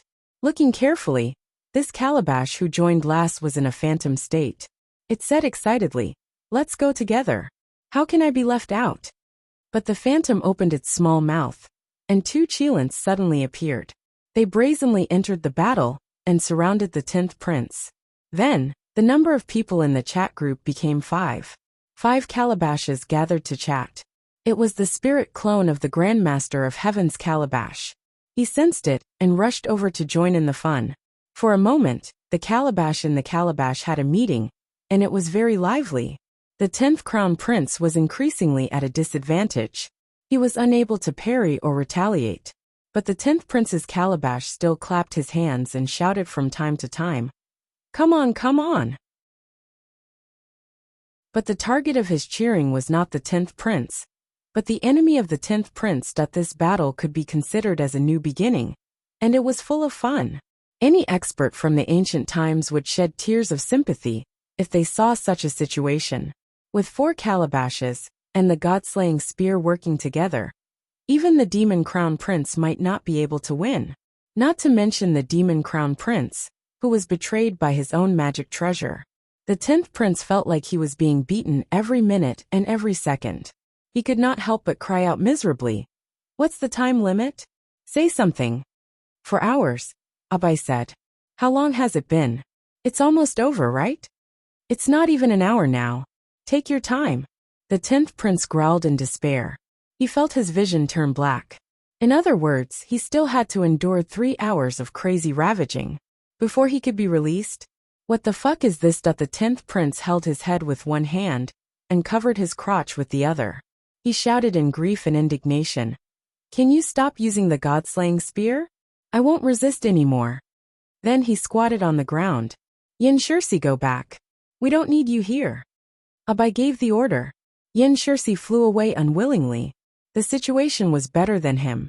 The Calabashes were having a meeting, so he had no say in it. Next, punches, kicks, and hammers landed on the 10th Prince's body continuously. It was an unprecedented crazy beating that would make anyone who heard it cry. That it was purely a one-sided beating, that the 10th Prince was like a rubber ball that was being beaten and kicked around. In less than 2 hours, his body was swollen twice up. But why would the Calabashes care about this? They felt that it was very satisfying to chat and fight at the same time. So they continued to beat and talk at the same time. They were already used to it. They giggled. How fun. Outside. Demon Empress Shihi frowned. Can Yuan come out by herself? Demon Crown Prince pursed his lips. You're thinking too much. There are at least 3 Calabashes inside. Do you think he can come out after beating him up? This is a supreme grade treasure that the Grand Pure One has nurtured for his entire life. Not to mention him. Even we would have to put in a lot of effort to get out if we accidentally fall into it. Then isn't he going to lose for sure? When he flew into a rage, he had already lost. You have to thank Brother Little Duo for not wanting to take his life. If he had the slightest bit of evil intentions, dying 100 times over wouldn't be a big deal. Demon Crown Prince sighed. Demon Empress rolled her eyes. This brat plotted to steal my son's treasure, and I actually have to thank him for showing mercy. She sighed as she thought about it. The Grand Pure One and the Grand Pure One had already handed over their Calabashes. Her son was nothing. Finally 4 hours passed. Under everyone's gaze, the purple gold calabash suddenly shook violently. With a soft thud, the 10th prince seemed to have appeared out of thin air and landed on the ground. However, everyone's eyes trembled violently. The 10th prince who came out was like a rubber ball. His entire body seemed to be swollen several times. He rolled freely on the ground and didn't stop for a long time. Demon Empress widened her eyes as she looked at the rolling ball. That's my son? My son has been beaten to this state. So, round. Who beat him up? Isn't this too ruthless? Without waiting for the Demon Empress to pursue the matter, and before she could step forward to protect Ayers Wuxiaoduo, who was standing outside the gourd and waiting for the result, flung out a beam of light almost immediately. The Grand Sun True Fire immediately poured down on the 10th prince's body. To the Golden Crow, this thing was the best healing panacea, an eternal natal divine medicine. After a while, the 10th prince, whose body and appearance had returned to normal, stood up. Only his eyes were still a little hazy. His mind was probably destroyed too badly. His body swayed, and he turned a few rounds dizzily before he saw Wuxiaoduo's figure. He shook his head sadly. I lost. Without saying anything else, he removed the soul binding with the yellow-skinned calabash. The immortal slaying flying blade was good. However, when the immortal slaying flying blade encountered the calabash of the same origin, it actually produced such a reaction that it had long exceeded the 10th prince's expectations. If he didn't experience this personally, he wouldn't dare to believe it even if he was beaten to death. Anyway, the 10th prince didn't want such a treasure now. Well, mainly, he didn't dare to take it anymore. If you agree to bet, you must accept defeat. You dare to do and dare to accept the consequences. The 10th prince is really open and aboveboard. Wuxiaoduo put away the yellow-skinned calabash with a smile. Then, he poured out a 9-transformation golden pill from the calabash and handed it over. This is a small token of appreciation from Xiao. Don't mind it. The 10th prince smiled bitterly and didn't argue. He put away the golden pill and said, Wuxiaoduo, your goal has been the immortal slaying flying blade from the beginning, right?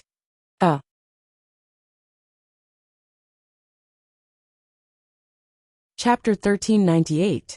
Wuxiaoduo smiled and said, that is indeed the case. This is a karma that cannot be avoided.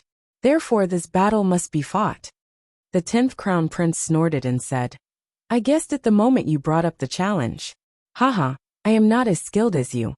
It is not an injustice to lose to a person of great fortune like you. Then, he threw the elixir into his mouth and sat down cross-legged to heal his wounds. The Grand Sun True Fire could heal the internal and external injuries of the pure-blooded Golden Crow. But the greatest damage to the 10th crown prince came from his heart and mind. Although the 9 transformations golden elixir could not heal these injuries, it could greatly increase the 10th crown prince's cultivation and repair his mind. It could be said to be the best elixir at the moment. Wuxiaoduo laughed and said gracefully, you are indeed the crown prince of the demon emperor. You know when to pick up and when to let go. Everyone nodded inwardly when they heard this. The 10th crown prince's gracefulness was indeed admirable. The only mistake was that he accepted the challenge when he could have avoided it. Firstly, he knew that Wuxiaoduo wanted to steal his treasures, but his imperial father and imperial mother were clearly here. Yet they didn't stop him. Their tacit approval was obvious, so he couldn't avoid it. Secondly, he also had a greedy heart and hoped for a fluke. After all, if he won, he would have a great advantage. Under the influence of his greed, he knew that his chances of winning weren't high, but he still wanted to fight with all his might.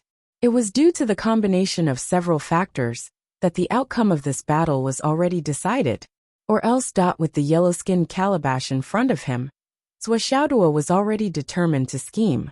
Furthermore, with the karma of Xiao, it was almost inevitable that the 10th crown prince would be killed by Wuxiaoduo. When he had the chance, why did the phrase, a small token of appreciation from Xiao, not have a double meaning? Of course, after investigating Wuxiaoduo, the 10th crown prince already had misgivings. This was also the key to his compromise. After all, the rumored Iron Fist young master had a vicious temperament and treacherous methods. Everyone knew this in their hearts. This man would definitely not show mercy, especially in order to achieve his goal. He would do anything by fair means or foul. In addition, this guy was shameless and shameless. He was extremely dangerous. It would be better to end things as soon as possible. At this moment, a woman's voice came from the sky. She said indifferently, "The 10th Crown Prince of the Demon Clan, Crown Prince Yuan. I've heard so much about you. First, there was Hong Jun. Then there was Heaven. Dao Monarch Luya is even before you. How domineering." Everyone looked up in the direction of the voice. A white cloud in the sky suddenly transformed into the appearance of a woman. The person who came was dressed in snow-white clothes. She was cold and unapproachable. She was extremely beautiful. When Zhuo saw her, she instinctively called out, "Sister Yin Xiao?" All the demon gods raised their heads in unison, their faces solemn. "Fairy Yin Xiao." The 10th Crown Prince let out a long sigh and said, "Fairy, how have you been?" Yin Xiao first smiled at Zhuo Xiaoduo and Zhuo Xiaoyan before saying to the 10th Crown Prince, "Dao Monarch Luya, that's what I wanted to say to you. It's good that you've been well since we last met." Her gaze was cold and her face was frosty. Her aura was cold and her aura was like a sword that was carved into her bones. She bit her lips and said word by word, "For so many years, I've been praying to the heavens at the bottom of Qilin Cliff day and night. I prayed that you, Dao Monarch Luya, would be healthy and have a long lifespan. I prayed that you wouldn't meet a strong enemy and die in the hands of others. I prayed that you would have a smooth journey and that you would live until I leave Qilin Cliff." These words were full of praises for the good and kind, but in everyone's ears, there was not a single person who didn't shudder. Including the Demon Emperor Donghuang and the Demon Empress, their expressions changed drastically. Every word seemed to be praising and praying for kindness. However, the hatred in every word was so deep that it made one's heart bleed. It was a ghastly sight. It was a bone-deep hatred that could not be extinguished for generations. The 10th Crown Prince said softly, "Fairy Yin Xiao, why do you have to be like this? The past is over."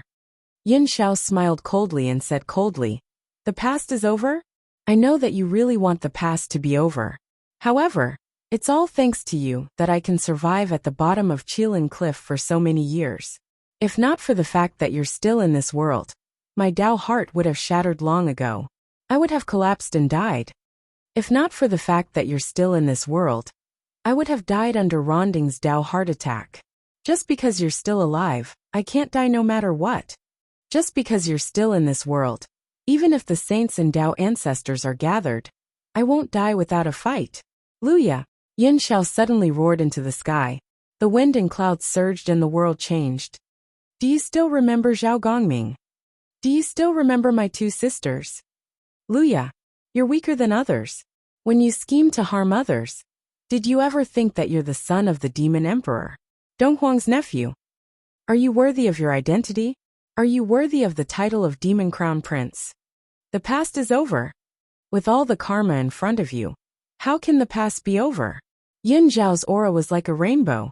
Her eyes slowly turned blood red. Her previous otherworldly immortal beauty was no longer there. She was filled with a murderous aura. "You've just fought and are injured. Although you can do despicable and shameless things, I, Yin Xiao, can't do anything to take advantage of others. I'll give you 4 hours to recover. After 4 hours, we'll fight to the death in front of your Demon Emperor Palace, in front of your father and mother. We'll end everything." After saying that, Yin Xiao stood in midair with her hands behind her back. Her cold eyes looked at the 10th Crown Prince without blinking. The Demon Emperor rose on a cloud and said calmly, "Fairy Yin Xiao, I'm Dijun. From the perspective of the perfected Shangqing, Fairy Yin Xiao should call me Uncle Master. However, that's fine. Does Fairy Yin Xiao think so?" Fairy Yin Xiao cupped her hands and bowed respectfully. "Disciple of Jie School, Yin Xiao, greets Uncle Master Demon Emperor." His words and actions actually followed the proper etiquette and were very strict. Dijun sighed softly and said, "I'm ashamed to be addressed as Uncle Master by you. If Uncle Master has something to say, why don't you speak frankly? What Yuan did back then was indeed a mistake. Furthermore, it was a grave mistake." The Demon Emperor said slowly, "Your master mentioned this matter to me in the Purple Cloud Palace some time ago. I once promised senior brother Tongtian that I would definitely bring Yuan to the Green Turing Palace to beg for forgiveness. About this, disciple niece Yun Xiao should know. Yun Xiao said slowly. When Master returned, he told me that Uncle Master and Anti-Demon Emperor wanted to bring Yuan over to beg for forgiveness. However, the karma of the grudge back then was caused by my family being killed for no reason. Therefore, Master did not intend to make a decision for me. Instead, he specially asked me how he planned to deal with this matter. What did you say? The Demon Emperor sighed in his heart. I told Master that the blood feud is irreconcilable. I don't want others to settle the karma on my behalf. I'm unwilling even if Master wants to settle it personally. I, Yun Xiao, have a deep feud with this Dao Lord Luya. We can't live under the same sky. Either he will be consigned to eternal damnation or I, Yun Xiao, will die. We can't live under the same sky. Fairy Yun Xiao stood in the clouds with her white robes fluttering. Her expression was stern, and her words were like swords. I understand that this person is the beloved son of Uncle Master Demon Emperor and Auntie's flesh and blood. However, this hatred cannot be reduced. Even if I have to die, I have to settle the score with this person. Uncle Master, please know about this matter. If Uncle Master and Auntie can't understand or punish me, I will bear the responsibility. After Yun Xiao finished speaking, she bowed to the Demon Emperor and stood up after a while. Yun Xiao's words were extremely firm. Although she was gentle and courteous, there was no room for negotiation. The Demon Emperor and Demon Empress both let out a deep sigh. The Demon Empress Shihi's gaze was conflicted. There weren't many of these ancient powerhouses who were truly unreasonable. No one would really not care about the word karma. Back then, during the God Conferment War, the 10th prince was the only one among the princes of the demon race who was traveling outside. He changed his name to Luya and plunged in. Moreover, the matter had truly deteriorated to the point of no return. It began when Luya joined and shot Zhao Gongming to death with the Nailhead 7 arrow book. Chan school had no way out. All of a sudden, the entire Jia school went crazy. The matter worsened and expanded to the point where the 12 golden immortals of Chan school could not suppress it, and were no match for it. In the end, the saint personally took action. Zhao Gongming was the elder brother of the 3 Yun Xiao sisters. The 3 Xiao immortals came out of the mountain to take revenge in anger, but 2 of them died on the spot. The reason was because of Luya. Now, Yun Xiao had just escaped from the Qilin Cliff, after being suppressed for tens of millions of years. On the other hand, the 10th prince, who had changed his name to Luya, was still carefree for so many years. Today, when the enemy met, their eyes were exceptionally red. Even if she was crushed, even if the entire demon race had to protect the 10th prince, Yun Xiao would fight head-on. She would not rest until she was dead. She sighed and said, Yun Xiao, I understand your thoughts very well. I also understand that this is your obsession. Your elder brother and 2 younger sisters died directly or indirectly in Yuan's hands. It's understandable that you want to take revenge. It's only right, she has said indifferently. I'll allow you to fight Yuan in 4 hours. However, I have to say something first. Shiha's gaze was cold as she said indifferently, You have to take revenge for your elder brother's death. If my son dies, I have to take revenge too. We've long understood right and wrong. There's no need to say more. However, as parents, we can't accept the tragic death of our beloved son. It has nothing to do with right or wrong. Shiha sighed. Yun Xiao, you have to understand. Yuan was definitely not Yun Zhao's match. Once they fought, it would be a dead end. The Demon Emperor and Demon Empress were well aware of that. What happened back then was indeed Yuan's fault. As the rulers of the demon race, we can't confuse right and wrong. That's why we discussed compensation with senior brother Tongtian many times. We didn't want the 2 families to hurt the harmony. If you insist on killing us, we'll let you kill us. After all, we were in the wrong first.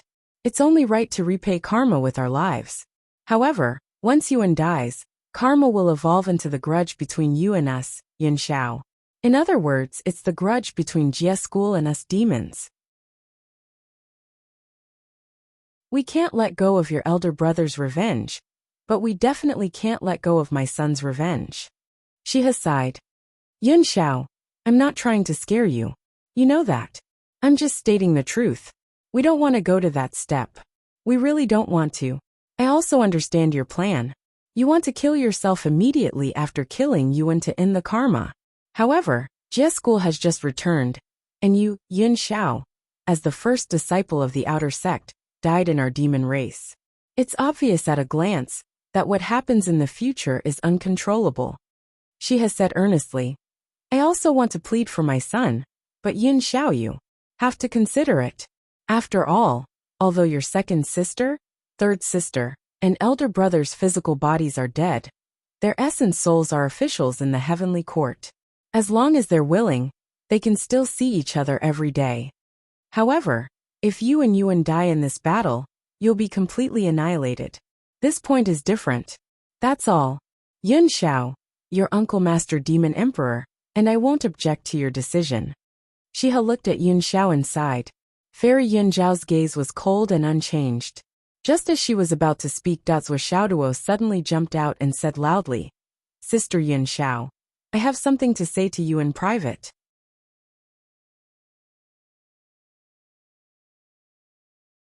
Chapter 1399. Yun Zhao's intention to kill Zhao Gongming was extremely firm. She did not hate others. Even if Zhao Gongming and the two girls had died in Guang Qingzi's hands, Yun Xiao did not hate him so much. At that time, the god role was already halfway through. It had nothing to do with you, Luya.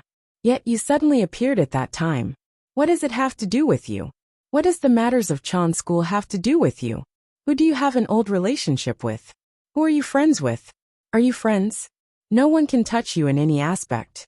In the end, you suddenly appeared and plotted against my brother for the sake of a sense of existence. Even if you kill him head-on, I won't have any complaints. However, you can't defeat him head-on.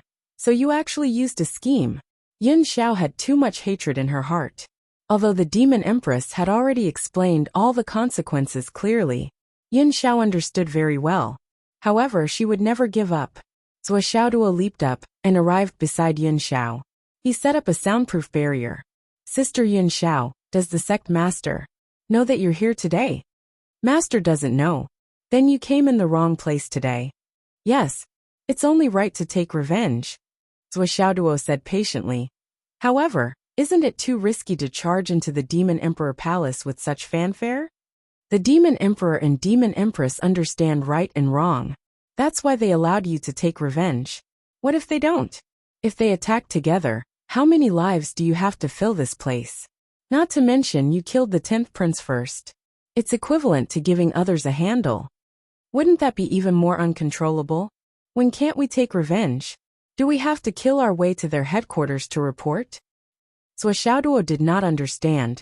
He felt that Fairy Yun Xiao, who was extremely beautiful, was more or less a little silly. Just like that, he charged over alone. If I don't do that, it'll be difficult to vent my anger. Zhao Xiaoduo was speechless. It was very difficult for him to understand the thoughts of these ancient people. To Yun Xiao, killing Luya in public was the best way to vent his anger and make his thoughts clear. As long as he achieved that goal, it would be worth it even if he died here. However, in the eyes of Zhao Xiaoduo, this method was extremely stupid.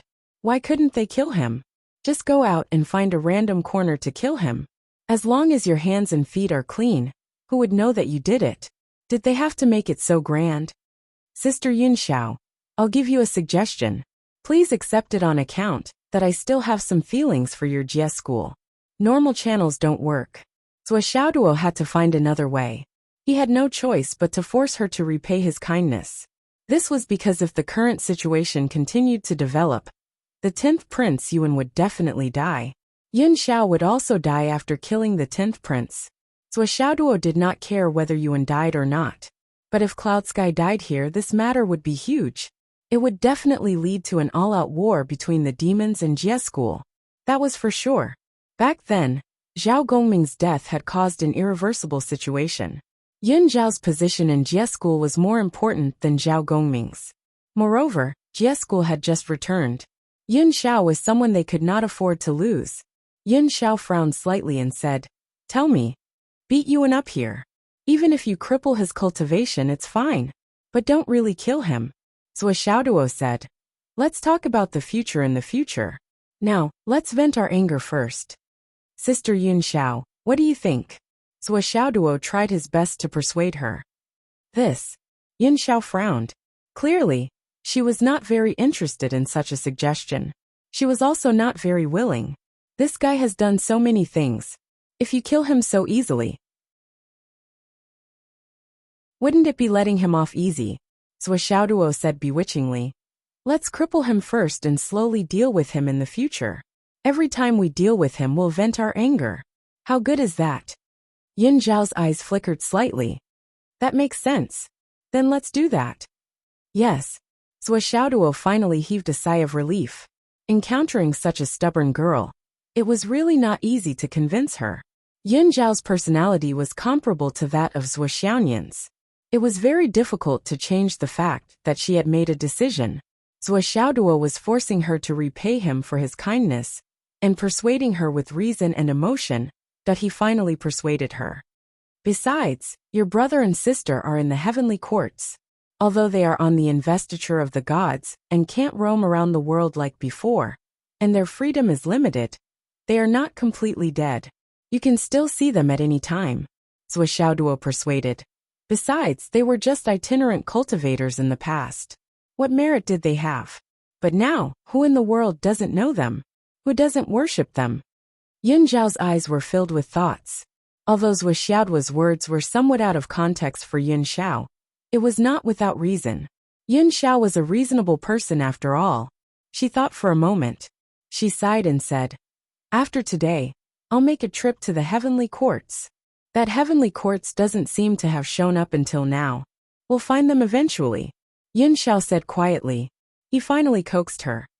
How tiring. It's more tiring than coaxing Yin cat. Zhuo wiped his sweat. 4 hours later, in the sky above the Demon Emperor Palace, a crushing battle had unfolded. Yin Xiao held down the 10th Prince, Yuwen, and beat him until his flesh and blood splattered everywhere. In the end, she punched through the 10th Prince's dantian, broke his sea of qi, and shattered his demon core. She even smashed her palm on his head and destroyed his sea of consciousness. What's wrong? Therefore, they began to fight with the Wu people. The flood which felt bitter in her mouth all the time. For so many years, she had been dreaming of saving the Zhu Wu. Now she had really done it, and the Zhu Wu had all come out. However, the flood which only had one thought now. Whichever faction was more powerful, she would lock them up again. Before they came out, the Wu people had almost no enemies. When they came out, except for the astral souls, everyone else was an enemy. The Umno Alliance was fighting in all directions. The flood which felt that she was in a terrible fix, and was mentally and physically exhausted. At first, she was still trying to clean up her mess. But then she realized that she had already fallen into a shit pit. How could she clean it up? Suddenly, the entire world was an enemy. She had no choice but to fight. You really know how to cause trouble. Sometimes, the flood which came to Zhuochanglu to drink, not to drink, but purely to complain. Previously, I could still control Lai Hua and the others, but now, I can't control them. If I hadn't built a large number of heroic soul passes back then, the entire continent would have been destroyed. However, they still enjoy it very much. Every day, they say things like the entire world is an enemy. Why should I be afraid? Sigh. This is fucking. Zhuochanglu couldn't do anything about that. He could only say, drink, drink. Now the 8 races were in a chaotic war, plus Jie school. The flames of war were everywhere. Only the astral souls was still peaceful. They even slowly recovered some technological communication, and could broadcast some news. However, everyone, including the poor people who didn't know martial arts, knew the flames of war were about to burn. This last paradise could not help but be plunged into misery and suffering. Many couples who often quarreled no longer quarreled. Every day, they would watch over each other, talk, play games, and quietly stay at home, enjoying the last moments of peace. In the blink of an eye, 3 years had passed. The battle outside had almost turned the 8 continents into ruins. The flames of war had finally ignited the astral souls. In the end, only one race could survive the clear heavenly tribulation. The human race hadn't moved at all. The outside world had been destroyed, but they hadn't fired a single shot. That wasn't it too easy? The human race would definitely be the enemy in the end. Suddenly, the astral souls became the target of public criticism. It's finally the final moment. I'll take 2 days off to organize my thoughts. That you're tuning in to the Li Mei's Wuxia Whispers YouTube channel. We're so grateful for your support, and don't forget to subscribe to join us on this incredible journey through captivating stories. Your generosity through donations truly makes a world of difference, as it's the primary source of revenue that allows me to expand and enhance this channel for you. Thank you from the bottom of my heart for being a part of this adventure.